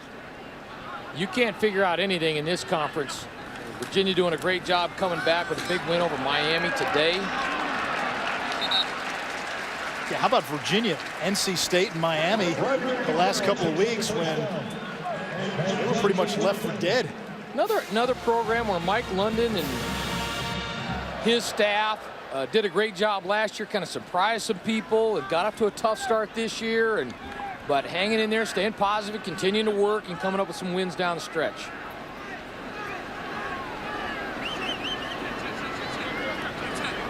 Cole Stout, am I that much older than you that you don't remember his dad playing quarterback for the Steelers? His dad, Cliff, was the backup to Terry Bradshaw for a number of years. Got some quality minutes there. Good player. Nice draw play there. L.A. Gorey making the tackle, but a solid run by McDowell. Gotta like how a finesse team can just pound it on you when they have to. Well, we mentioned E.J. Manuel, big game against Virginia Tech, led the Seminoles on that game-winning drive. Michael Rocco for Virginia, 300 yards, 4 TDs. UVA knocking off Miami, and that Wake NC State winner becomes bowl eligible. Yeah, they had Phil Simms, the Alabama transfer quarterback, getting in some reps in there. Mike Rocco started the year as a starter and back in there. Joe Villano on the stop there. An All-American a year ago. Third down coming up for Clemson. We were there when his dad got inducted to the Hall of Fame there, and Joe's just a bring your lunch pail kind of guy. Played inside last year, playing mostly outside. Just a gutsy, tough, hard-nosed defensive lineman. Yeah, he leads the ACC in tackles for loss. He's been an anchor of that defensive front for Maryland. Stout out of the pistol, and he's going to be tackled a little shy that first down marker by A.J. Francis. Brian Stewart starting to crowd the line of scrimmage and play a little more man coverage and get extra defenders in there for the running game. You know, Francis was one of those guys. He's outspoken on Twitter, prolific tweeter, as I like to call it. When Demetrius Hartsfield was injured against Georgia Tech, he went on Twitter and was kind of passionate about his disdain for the triple option offense and the injuries that can cause defensive players. There's always some debate about the cut blocking that goes on in the triple. 4th and inches, Clemson goes for it. Stout, with that initial surge, give him forward progress. Clemson may take a shot downfield because they really crowd the line of scrimmage, playing man outside, and becomes a numbers game after a while.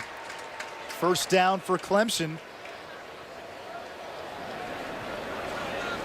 And that'll be the final play of this third quarter. Both teams trading a pair of field goals after 3 quarters of play in Death Valley. Clemson 38, Maryland 10. We'll be back for the start of the fourth quarter in Death Valley.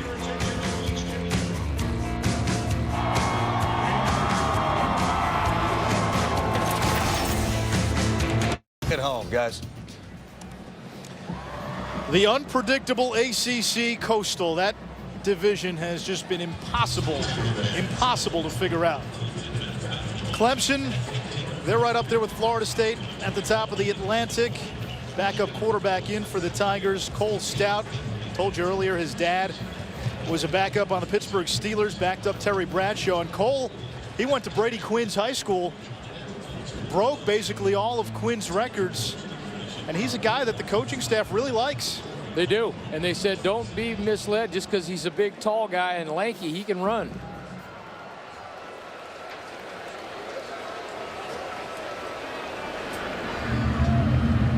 First down, Clemson from the 47-yard line to start the fourth quarter. Clemson scored 35 of its 38 points in the first 30 minutes. Stout out of the pistol. Has a receiver open, throws that way, caught by Bryant, and that's a Tiger first down. You know, as much as they like Stout, there's another quarterback who's redshirting this year, Chad Kelly. He's the nephew of Hall of Famer Jim Kelly, and he's somebody Dabo Swinney and the coaching staff thinks has a really bright future. Got to have a trigger man and obviously a good lineage to get those guys from. That's Zach Brooks, picks up a couple. You know, speaking of guys who may come to Clemson, big news on the recruiting front this week. Robert Kimdichie, the #1 recruit in the nation, according to the ESPN 150, decommitted from Clemson. And now we're hearing Ole Miss, where his brother plays, could be the new favorite. Alabama is thought to be in the mix, as is Georgia.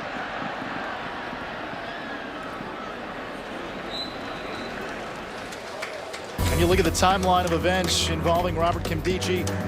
In April, he was dubbed the #1 player in his class, verbally committed to Clemson in June. His mother tells ESPN that she wasn't happy with the decision her son made to commit to Clemson in September. And then Robert tells ESPN that his mother wanted him to join his brother at Ole Miss. And then his high school coach revealing the news first that Robert had decommitted from Clemson. Clemson, let's get this clear, still very much in play. Well, I think they just reached a point where there's so much pressure on a kid, and that's, you get into these verbals and soft verbal. I'm glad my wife didn't give me a soft verbal when I married her. That Cooper can't hold on. Good coverage downfield. Fourth down. But I think it's tough. They face so much pressure now these days from a lot of outside influences, and many times I think it's better for the guy don't commit, just wait, let the thing play out, and then make your decision, because you got all this noise in your head, everybody chirping on you to do this or do that. And again, you're a high school senior trying to graduate high school. Yeah, and if you read, Kimdichie's comments today, or was it last night, essentially he's saying if you still want to make visits, if you're still considering other schools, then you're really doing the school that you've committed to an injustice by saying that you're going to stick with them. Nice play, great throw, good job on the dig route. Young Stout kind of showing his arm, cutting it loose a little bit. He looked a little bit reserved on that bootleg a couple plays ago, but had a chance to air it out there. 12-yard pickup. Sharon Peak with that last catch. Humphreys, who's got a touchdown already, inside the 20. Clemson back in the red zone, where they've been one of the most effective teams in the nation. Last thought on Kimdichie. This is now 3 years in a row the #1 player in the country has been a defensive end. Mario Edwards, who went to Florida State last year. Jadeveon Clowney up the road in South Carolina 2 years ago. What does that say about where the sport's going? Well, they're hard to find, and you need a guy that can rush the passer and get pressure on the quarterback, and a dominant. There's a flag on the play. You need a dominant defensive end, and going back to your point about taking trips, and of course we've dealt with this before, but somebody commits to you, then they continue to take trips, and you're going, are you really committed? Over. Personal foul. Defense, number 25. Half the distance to goal. First down. So if you got engaged to your wife and she said, well, I'm going to date other people, would they really be committed to you? And I don't think so. Yeah, that doesn't work too well. Well, these are kind of the positions. I think you obviously have to have a trigger man and somebody can hand it to it and throw it to her. But you see on defense, you need a cover corner that can shut people out. And you see what's going on in the kicking game now. You need a guy when you get down there who's got ice water in his veins, can hit those kicks in the red zone. Stout on the run, throws it into the end zone, and it's incomplete. It was in the general direction of Adam Humphries. Really smart. Getting outside the pocket, didn't have a chance, threw it away. That's a good job by the young quarterback. I found it interesting you put kicker on there, and your old school, Boise State, and I know you're good friends with the head coach there, Chris Peterson. They lost a couple games in recent years for not having a kicker.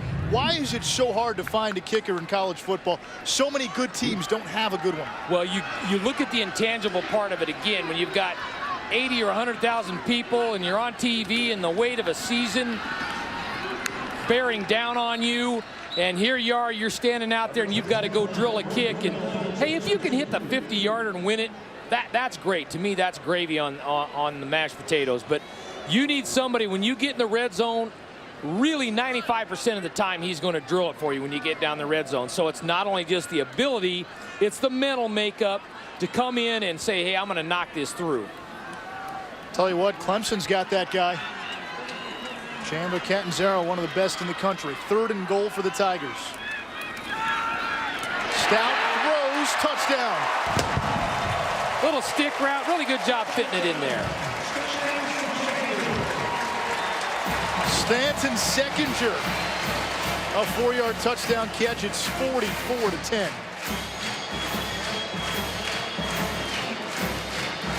And that's his first catch of the season. That's what you want when your backups have a chance to play. Go in there and make plays, guys. Do what you've done in practice and show us that you can do it on game day. The second string might be in. The scoring hasn't stopped. Clemson has now scored in all but 2 quarters this season.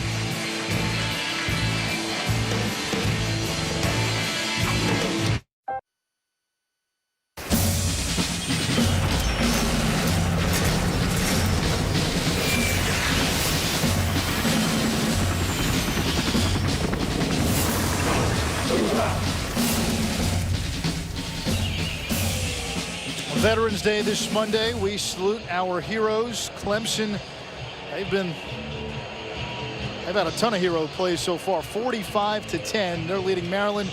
Time now to look at today's good hands play, brought to you by Allstate.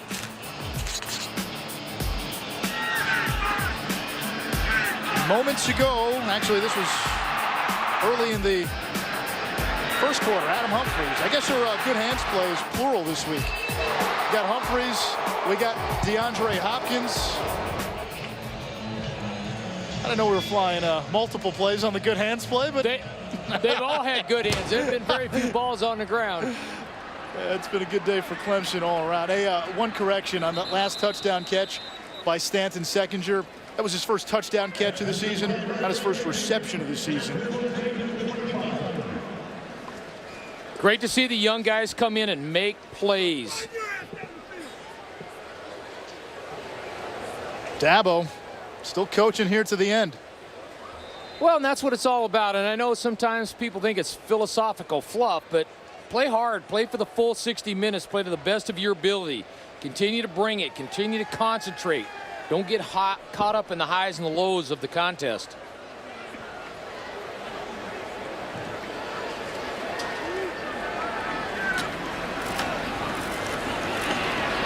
Brandon Ross has a little bit of room. He's actually had a pretty nice game for Maryland. He's been the lone bright spot. 14 yards on that play for Ross. He's up to 84 yards rushing for the game. Now you're going to see Coach Venables, defensive coordinator for Clemson, start getting a little bit heated up, getting his backups in the game, and a chance to make some plays. And this guy never quits. High energy all the way. Talked about in the game, had so many young guys, you had to yell out the responsibilities to a bunch of the DBs during the play. Petty Quick screen. Jacobs breaks a tackle across midfield into Clemson territory. A first down for Maryland. Had it covered well, just need to make the tackle. Maryland's going to leave Death Valley with its postseason hopes on life support. They're going to have to win their last 2 games to get to a bowl game. At one point, they were 4-2. They're about to go to 4-6. It's not easy. Florida State and then North Carolina. You're looking at a 3-game stretch to finish the year for the Terps against arguably the 3 best teams in the ACC.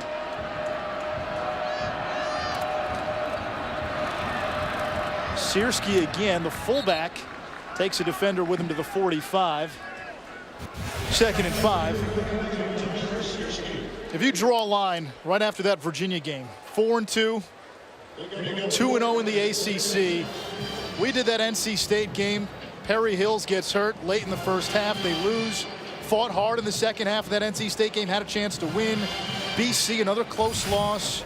Blown out by Georgia Tech, and it hasn't been pretty against Clemson. But you know, from what you've seen, you can tell there's no quit in this team. There goes Ross again, just fighting for extra yards, and he's to the 35-yard line, tackled by Banks. A pickup of 10. And Ross is about 6 yards shy of 100 for the game. Maryland has only had one other 100-yard rusher this season. That was Wes Brown against NC State. Yeah, when he had Devin Burns in, who was a running quarterback and able to deflect a little bit of the pressure. So, tribute to the coaching staff and the players really at Maryland for continuing to battle and scrap in a situation that's extremely tough. We talked about some young players on Clemson, and they were a young team last year. That youth got to them down the stretch. When you look at Maryland's youth, even though they're hurt today, but Wes Brown, Stephon Diggs, they hope C.J. Brown can be healthy, their quarterback, and be ready to go next season as Ross takes it across the 30-yard line. They've recruited well. Mike Loxley's a great recruiter. He's their offensive coordinator. What do you see as the foundation that Randy Edsall's laying in College Park? Well, that's it. We've talked about is do things right. Go to class, see your tutor, show up early, stay late. Do the right things off the field. Be a tough guy, be a team guy. Get in here and lift and do the things and condition and do the things we want you to do. You know, the young player, much like in the NFL, they talk about the rookie wall. Well, this college football season is a lot longer than high school season as well. So the grind and the pressure and the stress of it gets very difficult on young players in college as well. That's Jacobs, another one of the young players on Maryland. A freshman from Temple Hills, Maryland. It's hard. We're in so much instant gratification, and we want to see wins and start and be the CEO and get a raise in the salary and do all that stuff right now. And if you read a bunch and you study success, it takes about 10,000 hours to become an expert. You got to work and you got to grind. Wow, you're dropping some Malcolm Gladwell on us. There you go. You're reading. I like it.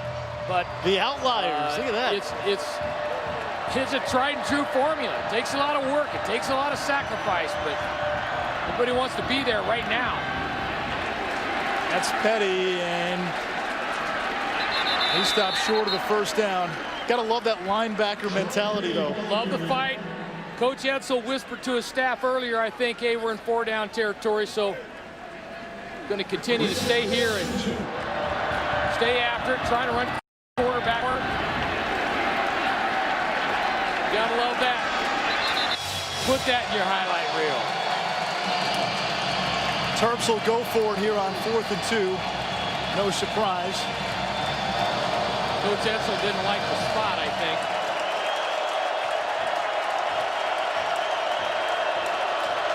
Probably get another option quarterback run play in here. Jacobs gets it on the fly sweep. Cuts it inside, and he's got a Maryland first down. Nice run by Laverne Jacobs. Yeah, nice run. Had him bottled up a little bit outside on the fly sweep. Did a good job staying with it, getting that first down. You can continue to scrap and stay after it. You can get on that bus and get on that plane and go home and say, hey, you know, we lost, but we didn't give up. We continue to fight. Let's build on it and get ready for another day. With a linebacker playing quarterback, Maryland has only thrown it 10 times. Compare that to 38 runs. Which was not their mode of operation, as you mentioned earlier. Petty runs it here, and he's inside the 20-yard line, tackled by Tony Stewart. Right now, Coach Venables, as well as the rest of the Clemson defense, older guys over there imploring those younger guys to B gap, get the B gap. If you just took a snapshot of that, independent of the game, you would think it's 10-7 with 2:15 to play. That's what it's all about, really is. And you see Randy Edsall very calm over there. You'd think he was winning by that margin. And that's where you get into that performance anxiety curve, which I think is so important in coaching and handling the emotions. Picks up a yard. Maryland needs about 1.5 yards here on 3rd down. All right, look at him. He's just on the verge of exhaustion right now.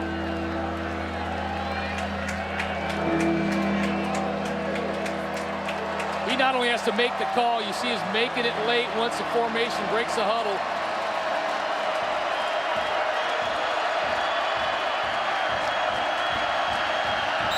Pretty tough to coach from the sideline in Death Valley. A lot of noise. I tell you what, did you see the woman who was signing next to Michael Bloomberg? Offense, number 63, 5 yards, still 3rd down. You know what I'm talking about? You see Saturday Night Live did a parody on it after Michael Bloomberg was given the announcement for Hurricane Sandy. He had a woman very animated next to him who was signing. Everybody on Twitter was loving it, very animated. If they need a stand-in, if Bloomberg needs a stand-in, I'm going to nominate Brent Venables. Only it's for real. It's for real. You don't need to know what he's saying. You know he's animated.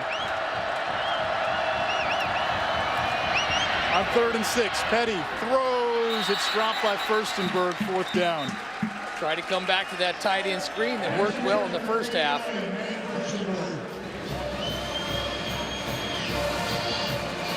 Good job, Randy Edsall a lot less animated. Look at him. You gotta love it. You gotta love it. Like I said, people try to put him on the hot seat. No, he's done a great job this year. They've really battled and played hard, and really staying positive and understanding his crew. But they come to fight every game. Of course, Brent Venables having to reinvent his career after a stint at Oklahoma and the Big 12. That's incomplete at the feet of Kevin Dorsey. There is a flag on the play.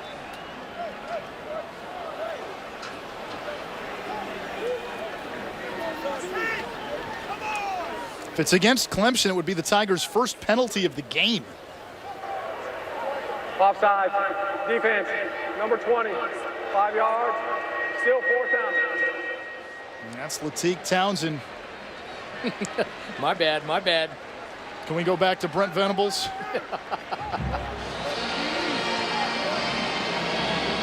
So 4th and 6 becomes 4th and 1. Going with his heavy group.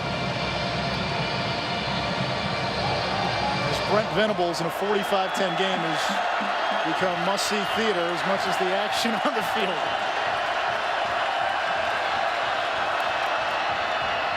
Ross, and it looks like he's going to be short.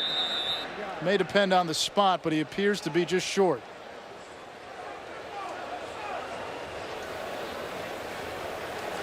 They will measure.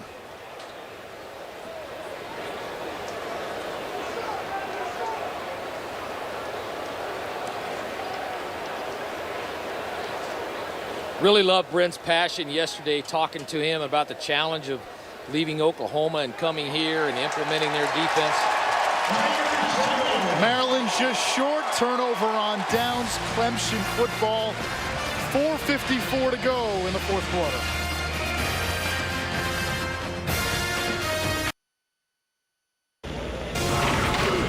The ESPNU College Football All-State Game of the Week is brought to you by Allstate. Enter the 60 Seconds of Mayhem sweepstakes at allstatecfp.com.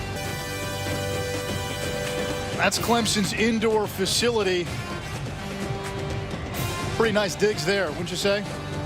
Hey, if you want to battle with the big boys, you better commit to the facilities war, because it comes down to recruiting, number one, but then functionality when you have some bad weather as well. I've heard you say when it comes to building a program, you need to have dudes and you need to have digs. Yeah, you definitely do, and you need to have people supporting it. You see IPTE around the stadium here, which is I pay 10 every year. That's not $10, right? 10,000. So you got to make a commitment to being the best, and everybody's got to be all in. Administration, coaches, players, fans, everybody. On the ground here on second down, and it'll bring up third down for Clemson. You look at what Clemson's done here today. They've got 2 games left, NC State and then South Carolina, who they haven't beaten the last few years. If they win those games, and you're looking at a one-loss team, let's say Florida State wins the Atlantic by beating Maryland next week. Will a one-loss Clemson team, do you think, get into a BCS Bowl as an at-large? They have a shot, and you'd think they have to be in the discussion just based off of their performance, particularly if they beat a ranked South Carolina team. That does a lot to your street cred, and you've got a dynamic offense and done a nice job this year. Yeah, really, the only blemish on this Clemson resume has been a road loss to Tallahassee. Not a lot of shame in that. Florida State, they did have the hiccup against NC State, but at the time they were a top 5 team. And if you have that bowl projection app on your phone or your iPad, right now Clemson penciled in to go to the Chick-fil-A Bowl against LSU. Tell you what, that'd be a pretty good game. Great offense against a pretty good defense. Yeah, you'd love to see that matchup again, just the contrasting styles. Clemson will punt it away, so Maryland will get the ball back with about 3.5 minutes to play. This takes a Maryland bounce, and now it takes a Clemson bounce. Short punt down at the 48-yard line, 3:31 left in regulation.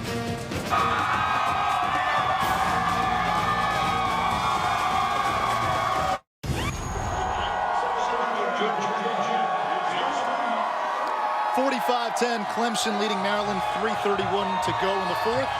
This Veterans Day, which is Monday, ESPN is working with the USO to help lift the spirits of America's troops and their families stationed around the world.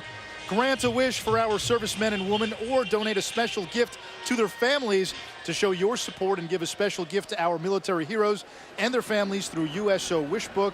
Visit uso.org/ESPN. Ross tackled about a half-yard behind the line of scrimmage.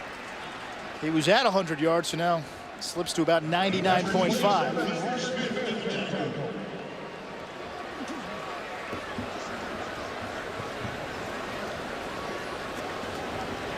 Chance for these young guys to make some plays, get on film.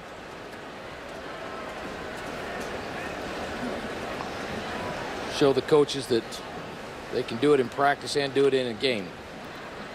Clemson less than 3 minutes away from its 12th straight win here at Memorial Stadium. That would be a record for home wins in this stadium. Short run there by Albert Reed. Hawk. We got another celebrity on our hands today up at Syracuse. My partner, Anish Shroff. Oh boy. Going into the new house school professional gallery up there in Syracuse, the Hall of Fame. Had your dad there, your brother there. That's a big honor. Got a lot of big time names coming out of that journalism school. And my partner, you're in there. Congratulations, buddy. I appreciate it. Thanks, man. Ha ha.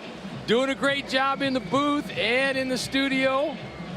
A rising star in the profession. I should have caught that when our producer Steve says to me in my ear, Hawk wants to say something after this play.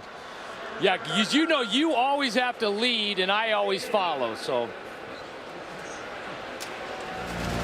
45 Hall to of 10. Famer. 45 to 10. Clemson leading Maryland. 2 minutes to go.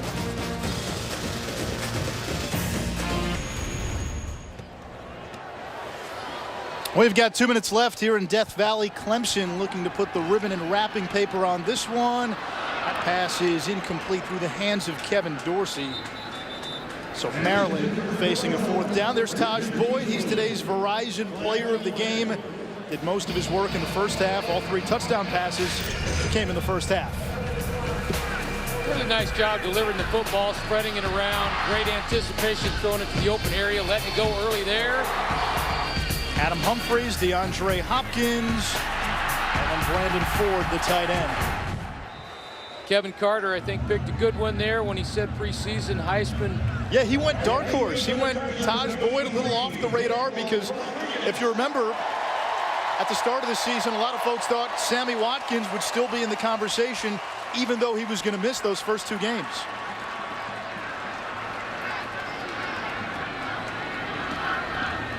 Daniel Rodriguez, the Army veteran, back deep to return this punt. He's just going to let it bounce. And it's down by Maryland at the 16-yard line. We told you about him earlier. What a great story. 24 years old, going to school on the GI Bill, a walk-on. He still has 3 years of eligibility, won the Purple Heart and Bronze Star for his valor in the Battle of Kamdesh, and he's going to stay out on the field. This has got to be a great moment on this weekend for that young man. Well, he truly is a hero, and credit Dabo Sweeney and his staff for really recognize how awesome it was for him to have an opportunity to play here. Let's see if they go in his direction. New quarterback in the game, Morgan Roberts. They'll keep it on the ground on 1st down. I'm saying you got to throw one out there, don't you? You have to. Got Veterans Day coming up. This crowd will go nuts if they throw the ball out there to them. They'll be fired up. If you haven't had a chance to see it, Tom Rinaldi did a great piece on him that aired this morning on Game Day.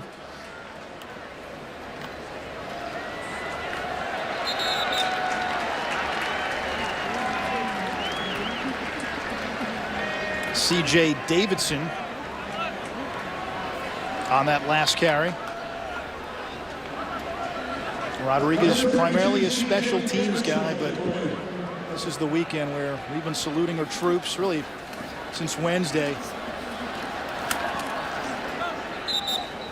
And that's Davidson again on 3rd down.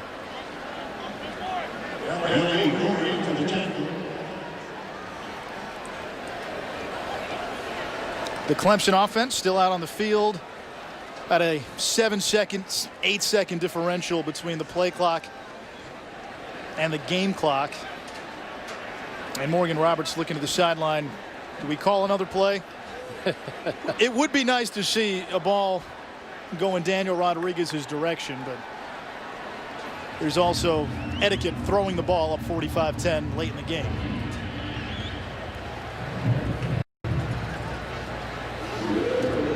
Clemson's going to take the delay here. 8 seconds to go. Well, they'll call the timeout before the delay. 1 timeout left for Clemson. The Tigers, 2 regular season games left, both at home. This was the start of a 3-game homestand. NC State and then South Carolina. And if the Tigers win out as a 1-loss team, that 1 loss being a quality loss, you would have to think, given how well their fan base travels as well, that they'd be in consideration for a BCS bowl bid. Florida State's in the driver's seat in the ACC Atlantic. The Seminoles, they play Maryland next week. If Florida State wins that game, they'll be the Atlantic representative in Charlotte for the ACC championship. This place will be a madhouse when the Gamecocks roll into town. Clemson punts it away. As time expires here in Death Valley, Clemson rolls to another win. They're now 9-1, 6-1 in conference. They've won 6 straight ACC games by at least 2 touchdowns and 12 consecutive wins at Memorial Stadium. That's a new school record for most wins in this stadium. Maryland, meanwhile, has lost 4 straight. They'll have to win out if they want to be eligible for the postseason. Coming up next, it's Sports Center U.